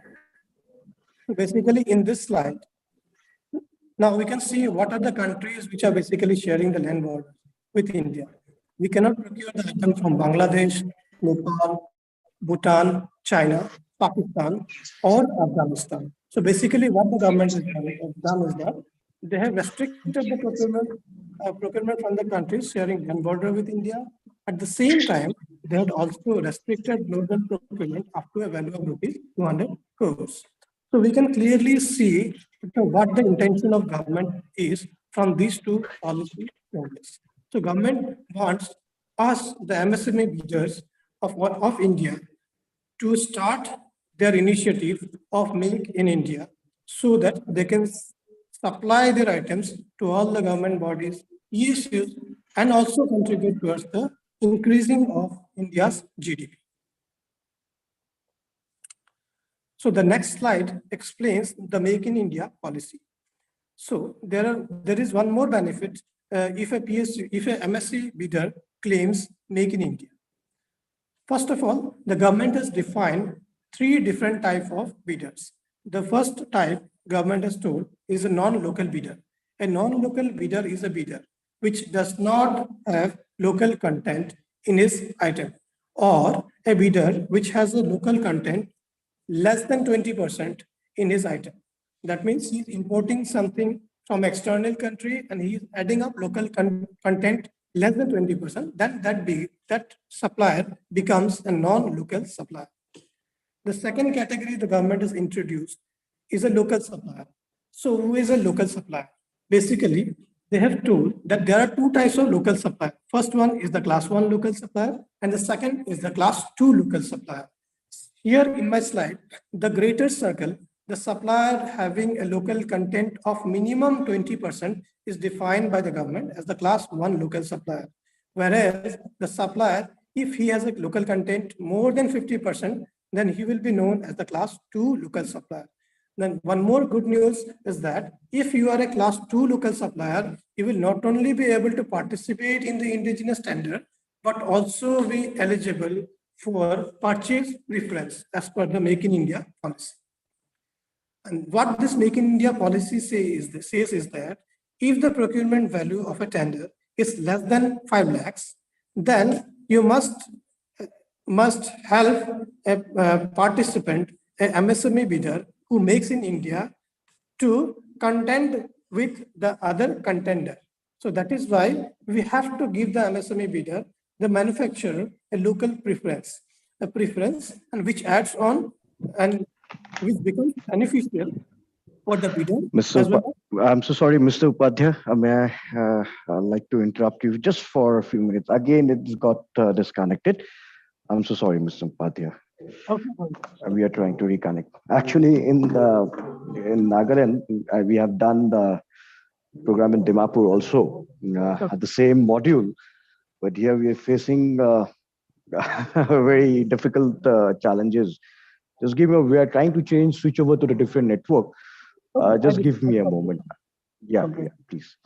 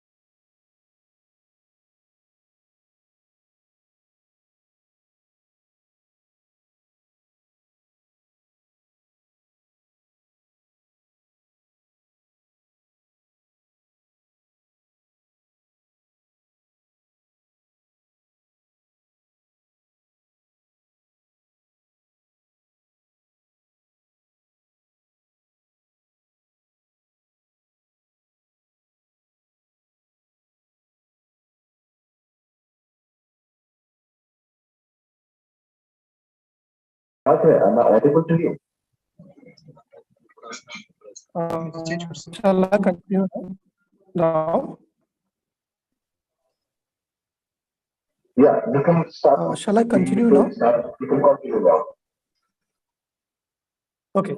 I was trying to explain the Make in India policy of the government of India. Am I audible? Yes, you are audible. Okay, I was just trying to explain the Make in India policy of the government of India. Basically, what this policy tries to explain is that it tries to define the bidders. There are three categories of bidders. The first one being a non-local supplier, second is a local supplier, class 1 local supplier, and the third is the class 2 local supplier. So from this slide, we can see if a supplier is having a local content of 20%, minimum 20%, then that supplier is known as the class 1 local supplier. And if a supplier is having a local content of minimum 50%, then that supplier is known as the class 2 local supplier. And the good news is that if the supplier has a local content of more than 50%, he is not only eligible to participate in a domestic tender, but he is also eligible to get the preference of the policy of the Make in India.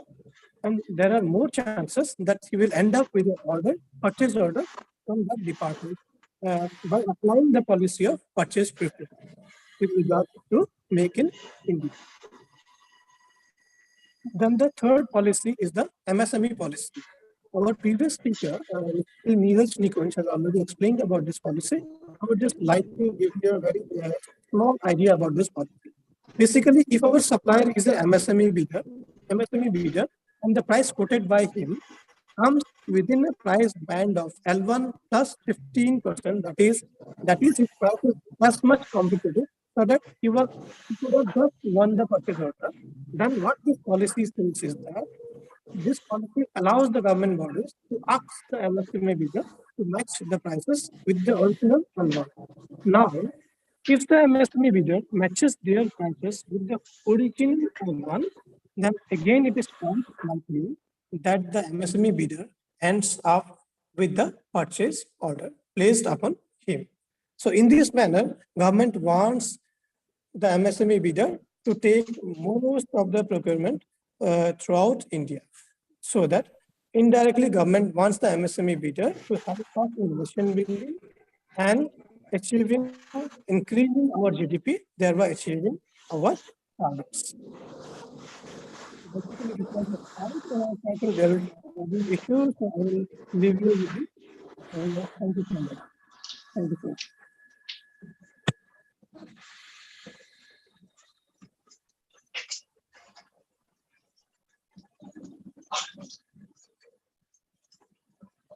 Thank you so much, Mr. Upadhyay,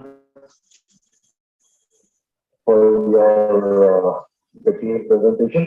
Then I would like to request Mr. Upadhyay and all the working panelists to kindly share your slides. Sure, sure.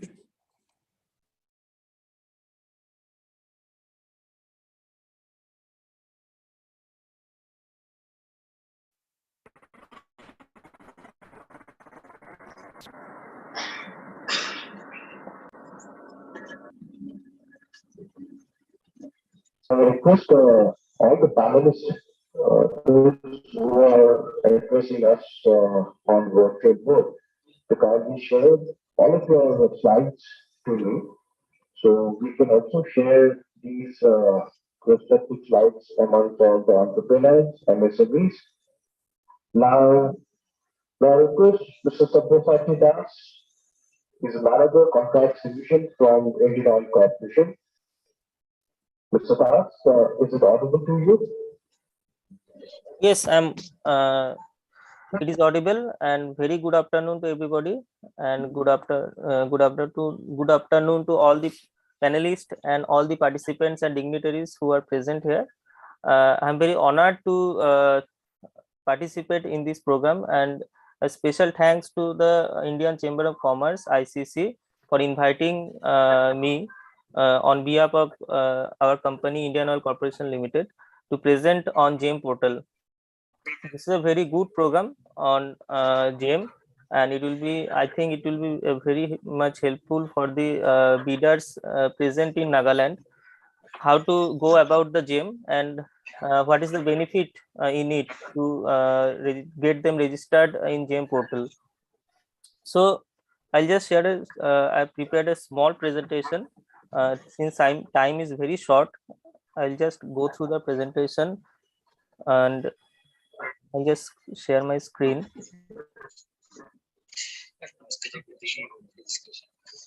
Is it visible?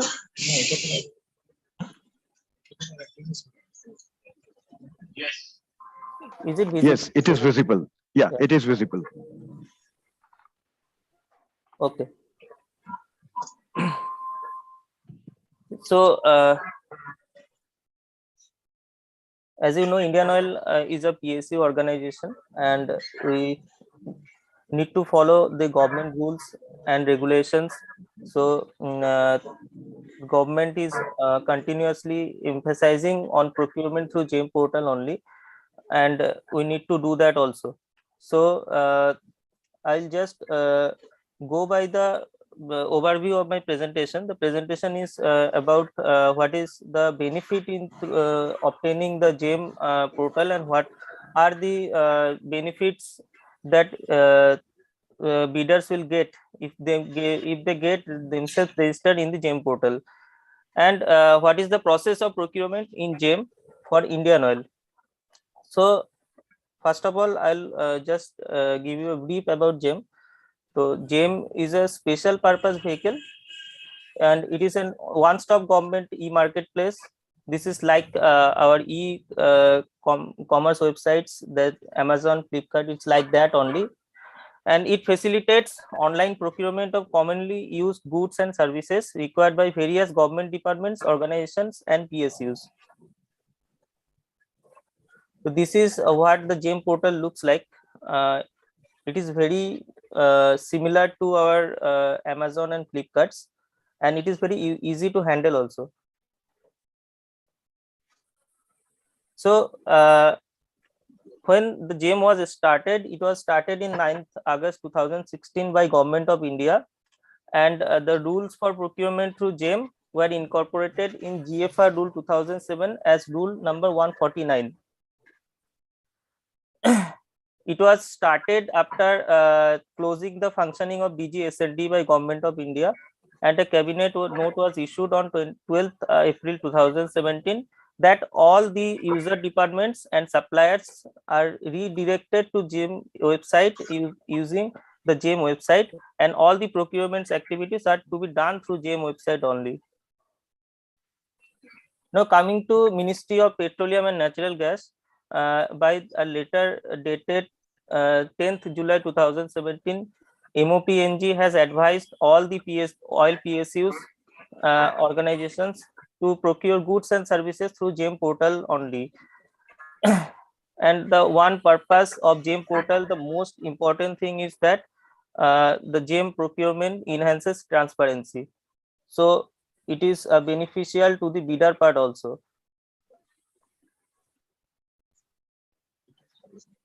Now, why GeM? Why we'll go for GeM portal and not for other platform? Because Indian Oil is also using IOCL e-tender portals, other organizations. Yes. Mr. Das, Yes. Mr. Das, yeah. Yes. Can you change your slides? So you're still showing on slide 1. But the slide has been changed on my part. On my PC, it is showing that it has changed. Are you doing on the screen mode? Yeah, if you click on that, just on the right hand side, yes. Which one? Just no, on the right hand side, just go the right hand side, move towards your right. Yeah, yeah. Click on that button. Yes, I was using that mode only. Slideshow. Now is it changing? No, we are still showing on slide 1.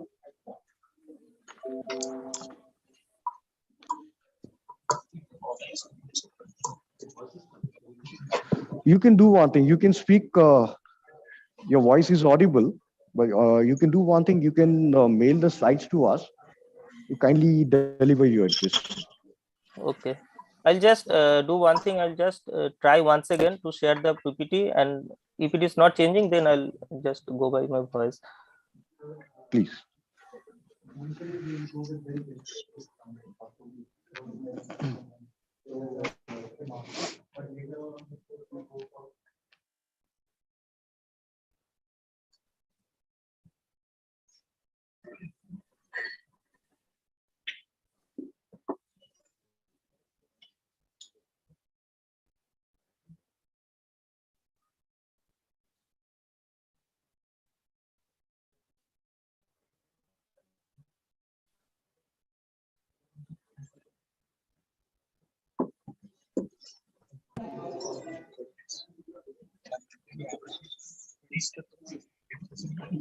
Now we can see slide one, or if the slides are not changing, you can deliver your address without the slide.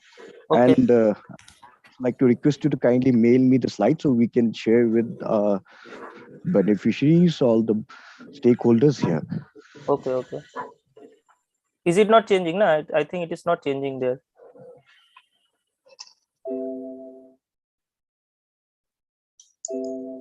Mr. Pranjal? No, it's not changing. Okay. It's not changing. It's not changing. Okay. Kindly deliver your address without the slide.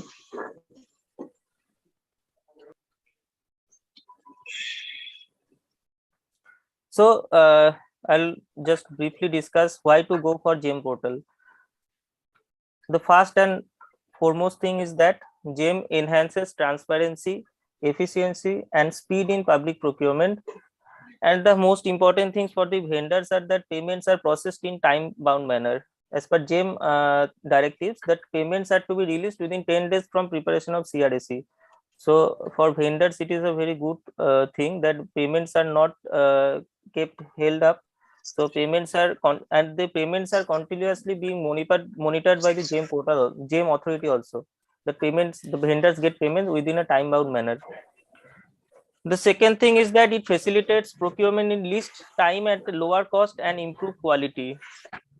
Various products and services on offer from multiple sellers are available in GeM portal, and there is a common platform where all the PSUs and government organization can see the products and compare them with all the available products in the market. So this thing is very, I should say, it is a very transparent and very user friendly, like our Amazon, Flipkart, those websites.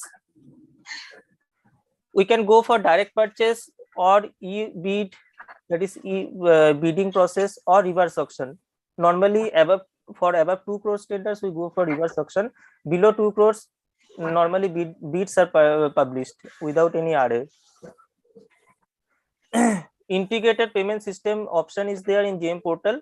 IOCL has not introduced this system yet, but it is in process that our SAP system, that is the payment system, it is gets integrated with the GeM portal. It is already under process with GeM authority, and it will come that integrated payment system will come for IOCL also. The buyer, supplier, or service provider registration process is very simple, and it is within a few 1 or 2 days the buyer or seller can get the registration and GeM seller IDs or buyer IDs in GeM portal. The market search and comparison option is very useful in GeM. The products can be compared with all the specifications, rates, and all those things are very much similar to our Amazon, Flipkart websites, and we can get the best quality product at a very lowest possible rate in GeM. And there is one directive from government also that while uploading any product in GeM, the seller should declare that the product they are offering and the rate they are offering in GeM, that should be the lowest offered rate in any other platform or any other websites. So you can get the product at very lowest possible rate in GeM portal. And another advantage of GeM is that this is a common platform used by government and PSU organizations. So the sellers, they do not required to get registered on different platforms for participating in tenders for different organizations. That was issue in previous platforms, that the seller should get they were required to get themselves registered in different platforms for participating in government and PSU tenders.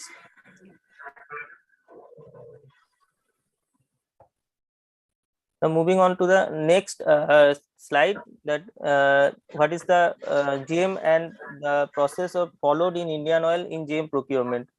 So as per our internal circular dated 2018, we have been directed by our Director Finance to use GeM for making purchases in IOCL. The target for IOCL is that 100% procurement of goods and services are done to be done from GeM portal only, and on no other platform. So the products which are available in GeM are procured through GeM only nowadays, and the products which are not available in GeM, we go for custom bidding in GeM portal for those products. So both type of procurement we do in GeM.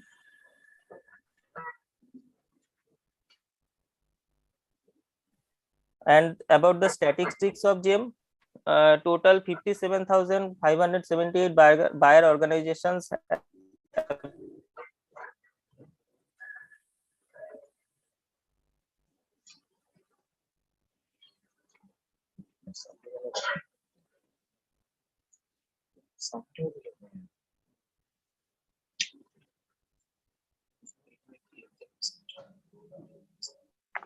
Mr. Das, your voice is not audible.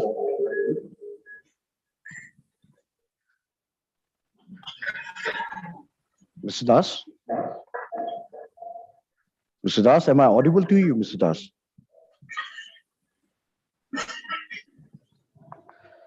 Mr. Das, you have been disconnected, I guess.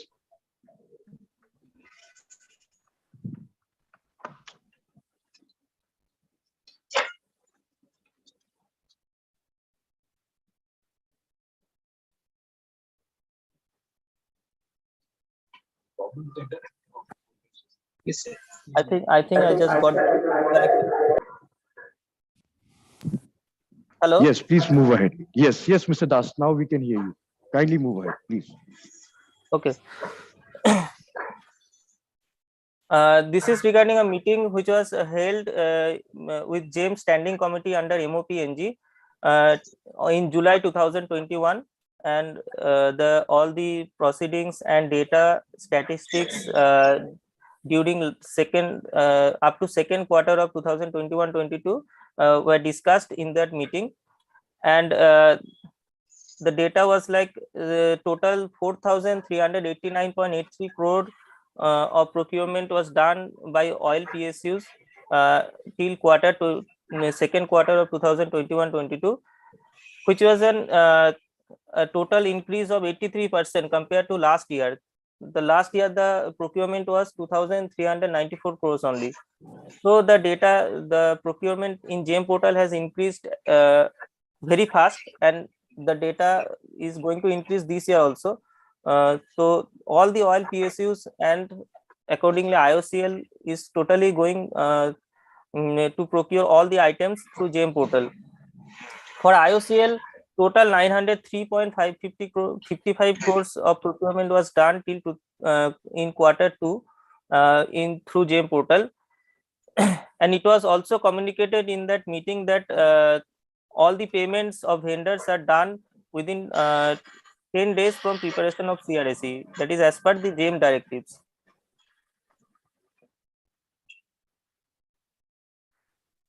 Three types of procurement we do in GeM portal. First of all, direct purchase, then L1 purchase, and the last is the bidding or RA. Bidding or RA includes PSC bidding also. For Indian Oil, we go for direct purchase up to rupees 25,000, and for this direct purchase is made through any of the available suppliers on GeM meeting the requisite quality, specification and delivery period. The second category is the L1 purchase. For procurement for above rupees 25,000 and up to 5 lakhs, we go for L1 purchase. Procurement through GeM having lowest price among the available sellers of at least 3 different manufacturers is done meeting the quality and specifications and the delivery period. And we also go for online bidding below 5 lakhs also. That is also possible. As per our approval of our competent authority, we do online bidding also below 5 lakhs. For procurement of above rupees 5 lakhs, we go for bidding or RA. Procurement is done through the supplier offering the lowest price through bidding, and reverse auction is done above rupees 2 crores.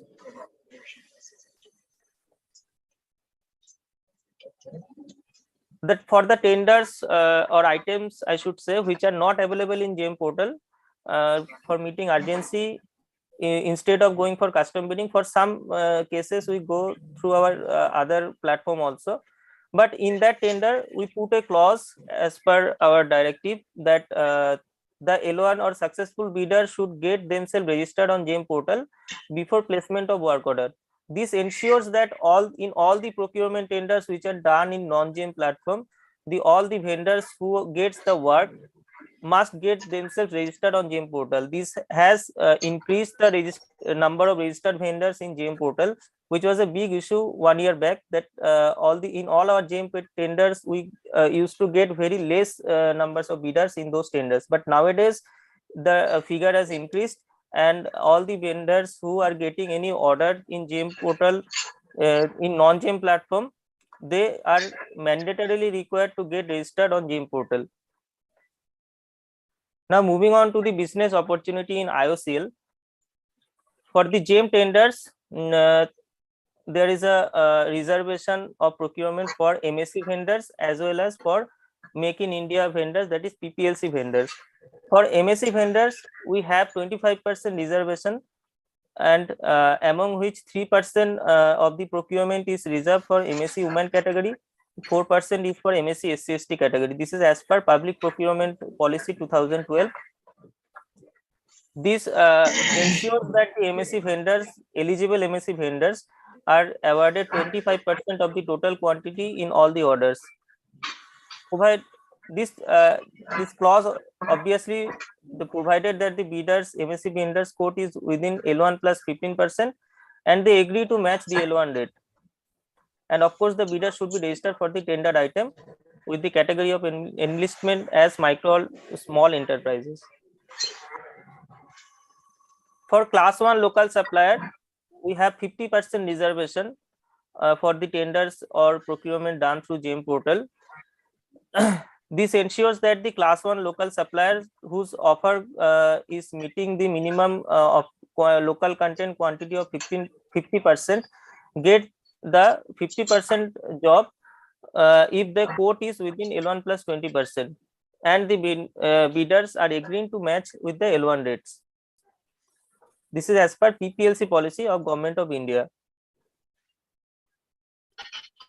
Some commonly used procured services in GeM portal for Indian Oil are housekeeping and handling services, which is done normally through custom bidding process.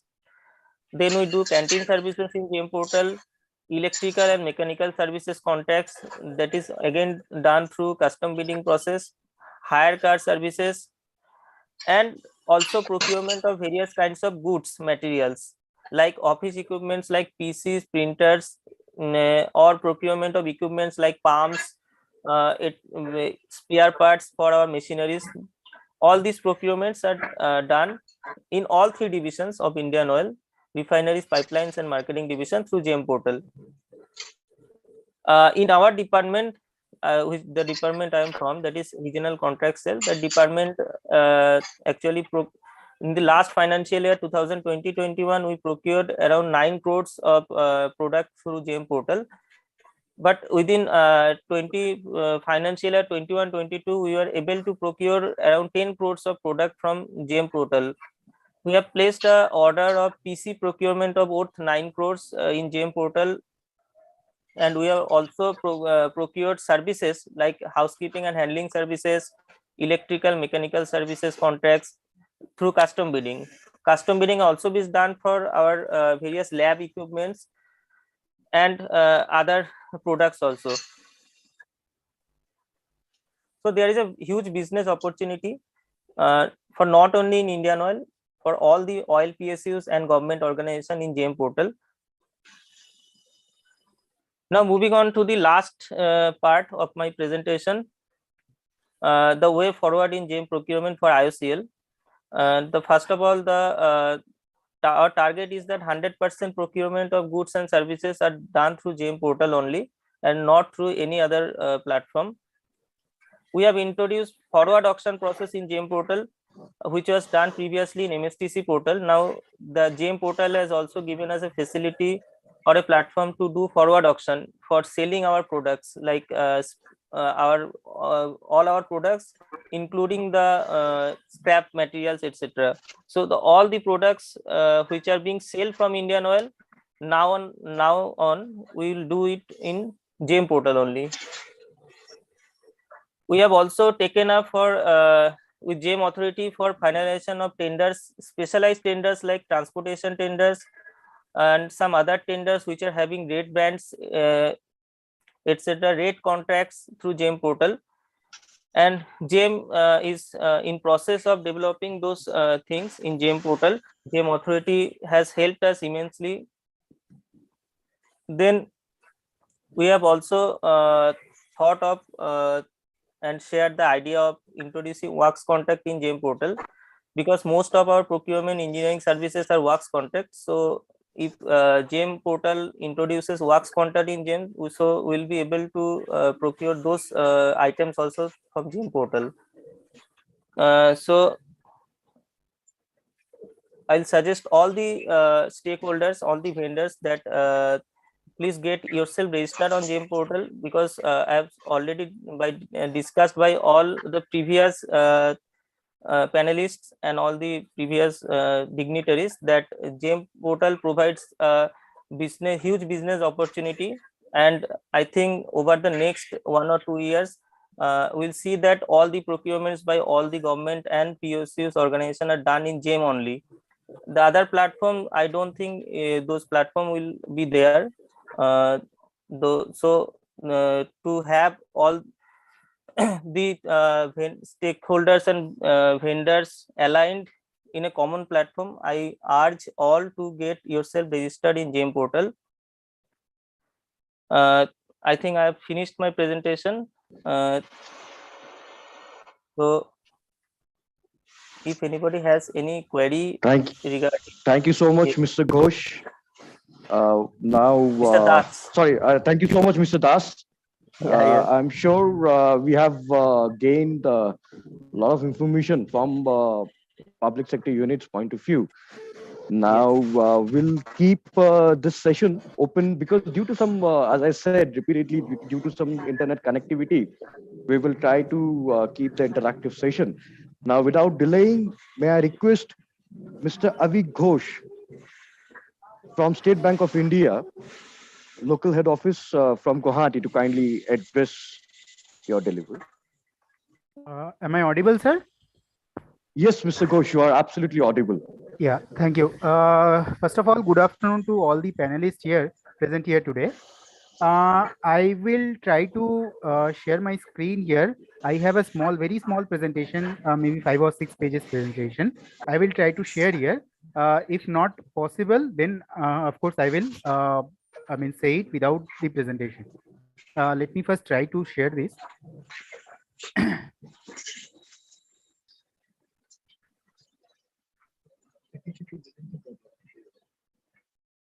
Is my screen visible, sir?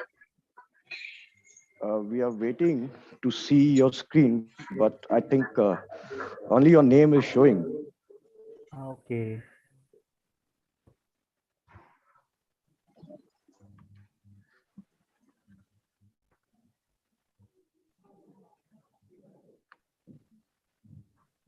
Yeah, is it GeM pool account presentation by SBI? Yeah, right, sir. Exactly.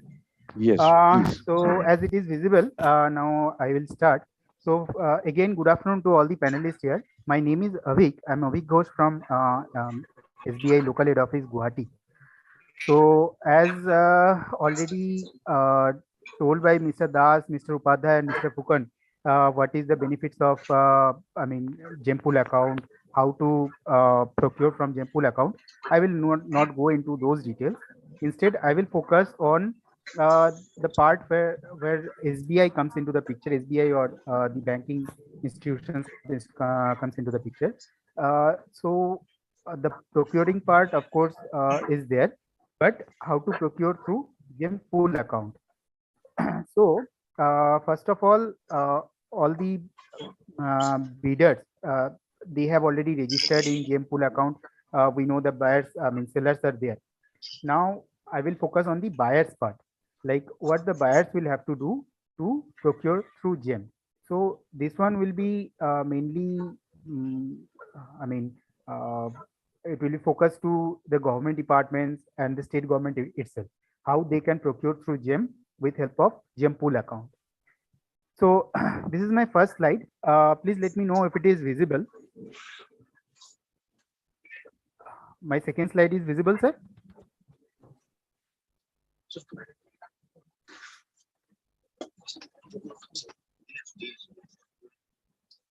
Yeah, I believe it is visible because I can.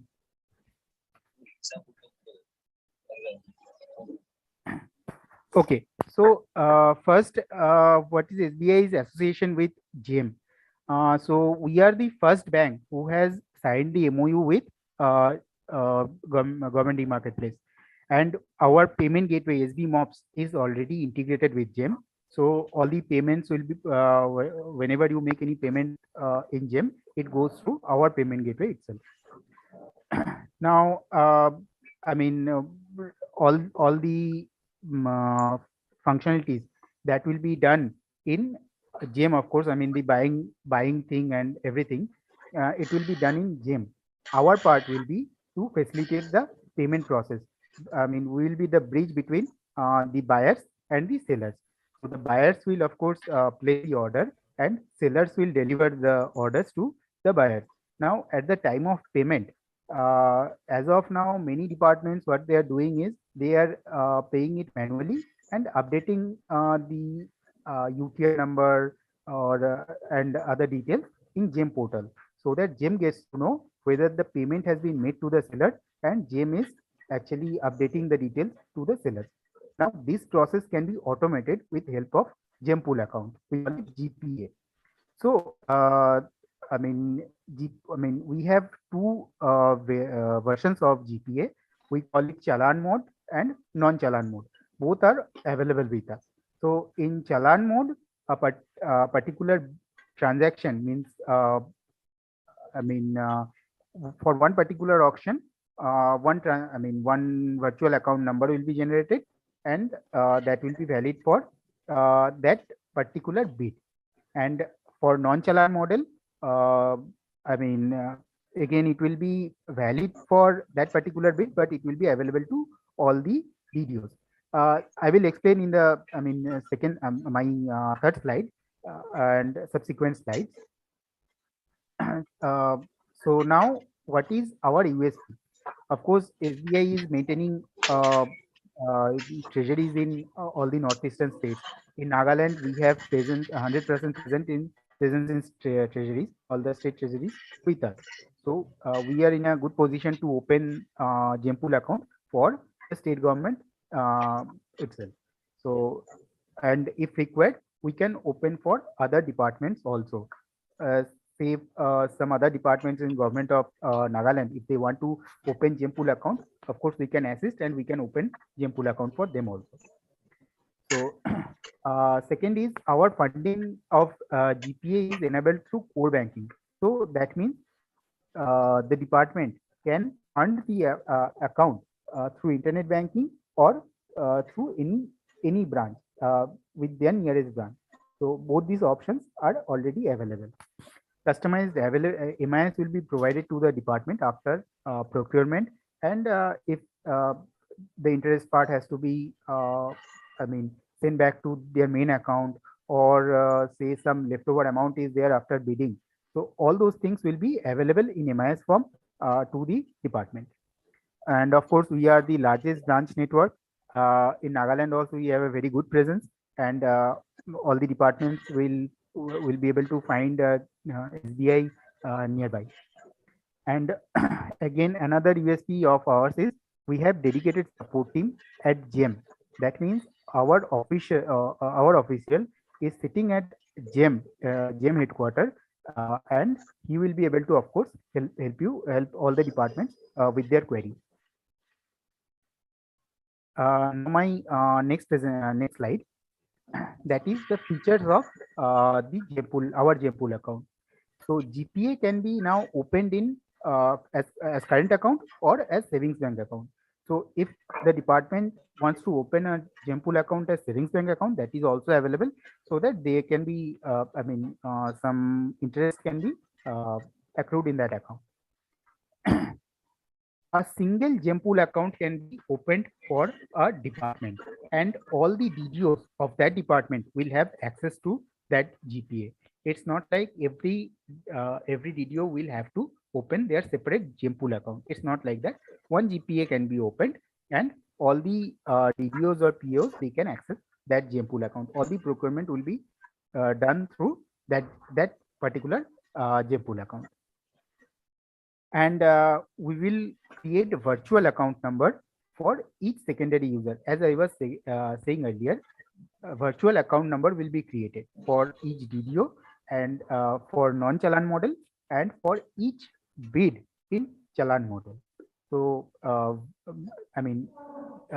infinite number of vans can be obtained by the department, and there will be no issue creating the van. It will be created automatically by our system. So again, the funding can be done by the DDOs or PAOs through our branch, through INB, or through NEFT RTGS also. If they are maintaining any account in other banks, so in that case also they can fund the GPA through NEFT RTGS. Blocking, unblocking, and payment can be automated through electronic instruction received from GeM. I'm going to the next slide. So what are the activities that has to be performed before the GeM pool account can be opened? So first of all, agreement has to be signed between the department or state government with SBI. As you know, state government of Nagaland has already signed one MOU with GeM, so that is one agreement. But for opening a GeM pool account, the department will have to sign one agreement with SBI. The second part will be, of course, opening of this GeM pool account. So as per your requirement, we'll open either a savings account or a current account in any of your nearest branches. And then the primary user, that means the you can say the administrator, will register the GeM pool account in GeM portal as a preferred payment method, and he will create the secondary users, that means the pair, DOs or PPOs, all of them in GeM portal. So once that is done, they will be able to use a GeM pool account. I'm going to the next slide. So this is actually the features of GeM pool account. Yeah, it's now visible. So in GeM pool account, there will be no direct operations. That means the department will not be able to withdraw money directly from that account. So all this will happen through automated mode. We will only debit that account as per the instruction received from GeM. So debit transactions in accounts based instruction received from GeM portal through web services. As I was saying, it is all automated process. We will only debit as per instruction received from GeM portal.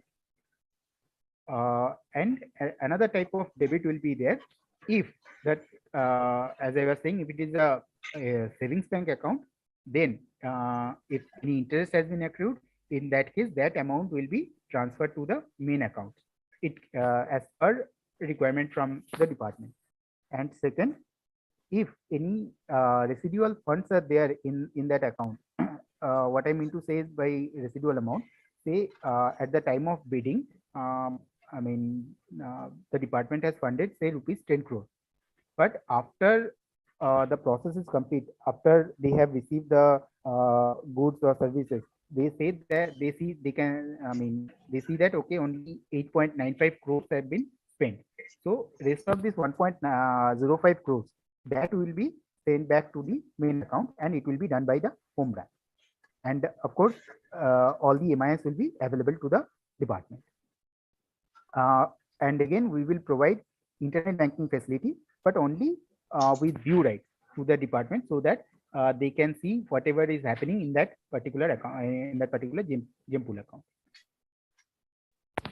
Going to the next slide.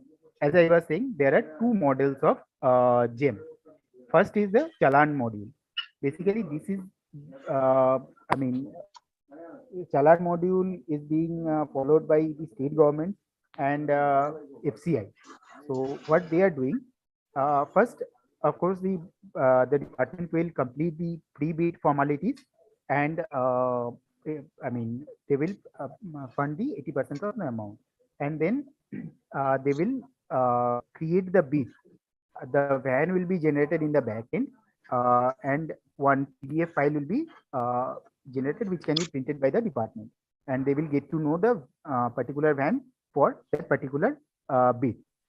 And in Chalan model, that particular van will be funded. So they will not, the department will not fund the account number directly, but the virtual account number, which will be generated in process at the time of generation of the bid.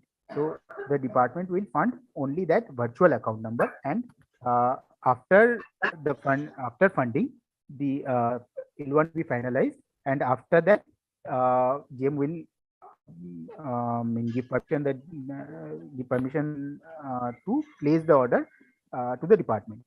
So once that is done, the seller will get to know that, okay, I mean, has been I mean, given the I mean, he will just sell the amount. I mean, he will send the all the goods to the department, and after that, the buyer, after getting those. Hello, Mr. Ghosh. Yes, Mr. sir. Ghosh, may I request you to kindly give us a moment, please? Sure. Just give Sure, us sir. a moment. We are restarting the system. Sure, sir.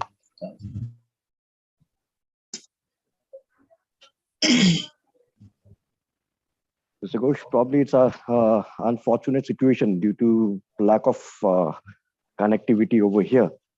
Of course, I And, understand. No issues. yeah, kindly please bear with us.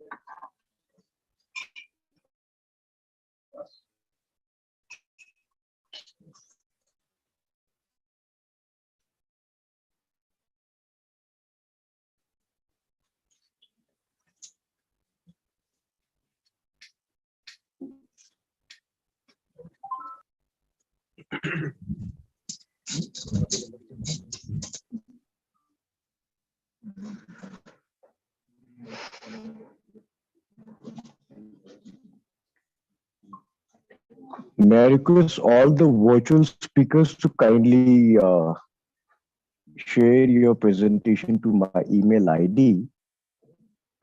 I request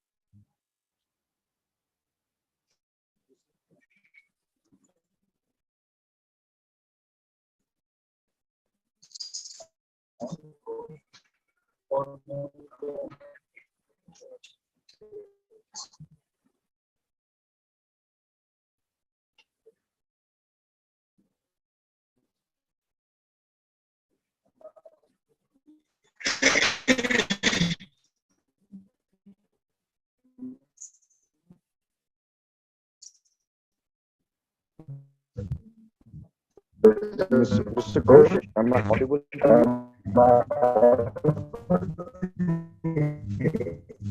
Mr. Ghosh, am I audible to you? Yeah, sir. But the voice is a bit. It's not very good, sir. The connection is not very good. Can you please go ahead with your slides? Kindly continue. Okay. So can you see it now, sir? Is it visible, sir?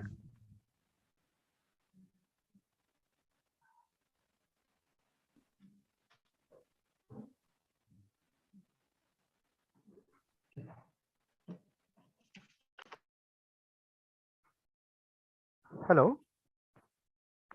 Am I audible, sir?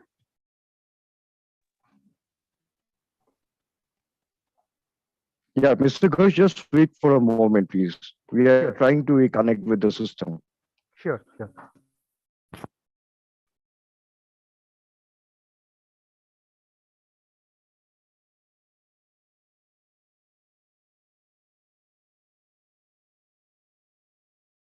Yeah, actually, it's a challenging for us also. It's a surprisingly, I don't know. We tried Airtel 4G, we tried Geo also, but unfortunately, yeah. It's okay, sir. No problem. Just a moment. We are trying to relog in. Sure. Sure, sir. Just give us 2 minutes, please. Sure. Sure. No problem.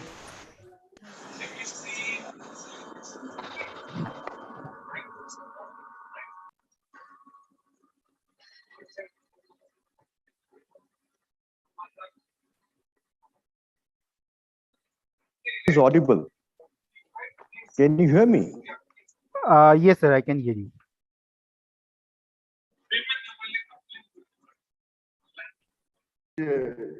Such we should stop it and start the resting. Yes, we are stopping it. No use. Yeah, because here internet is very bad. I mean, Mr. Ghosh, I Yes, would sir. request you to kindly, we need to conclude here Okay. because due to lack of internet connectivity over here, Right, sir.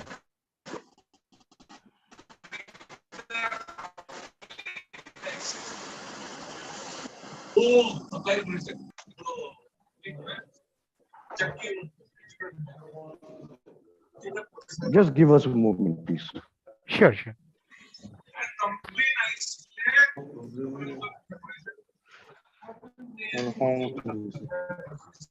I would like to request all our virtual panelists and thank you everyone to kindly bear with us and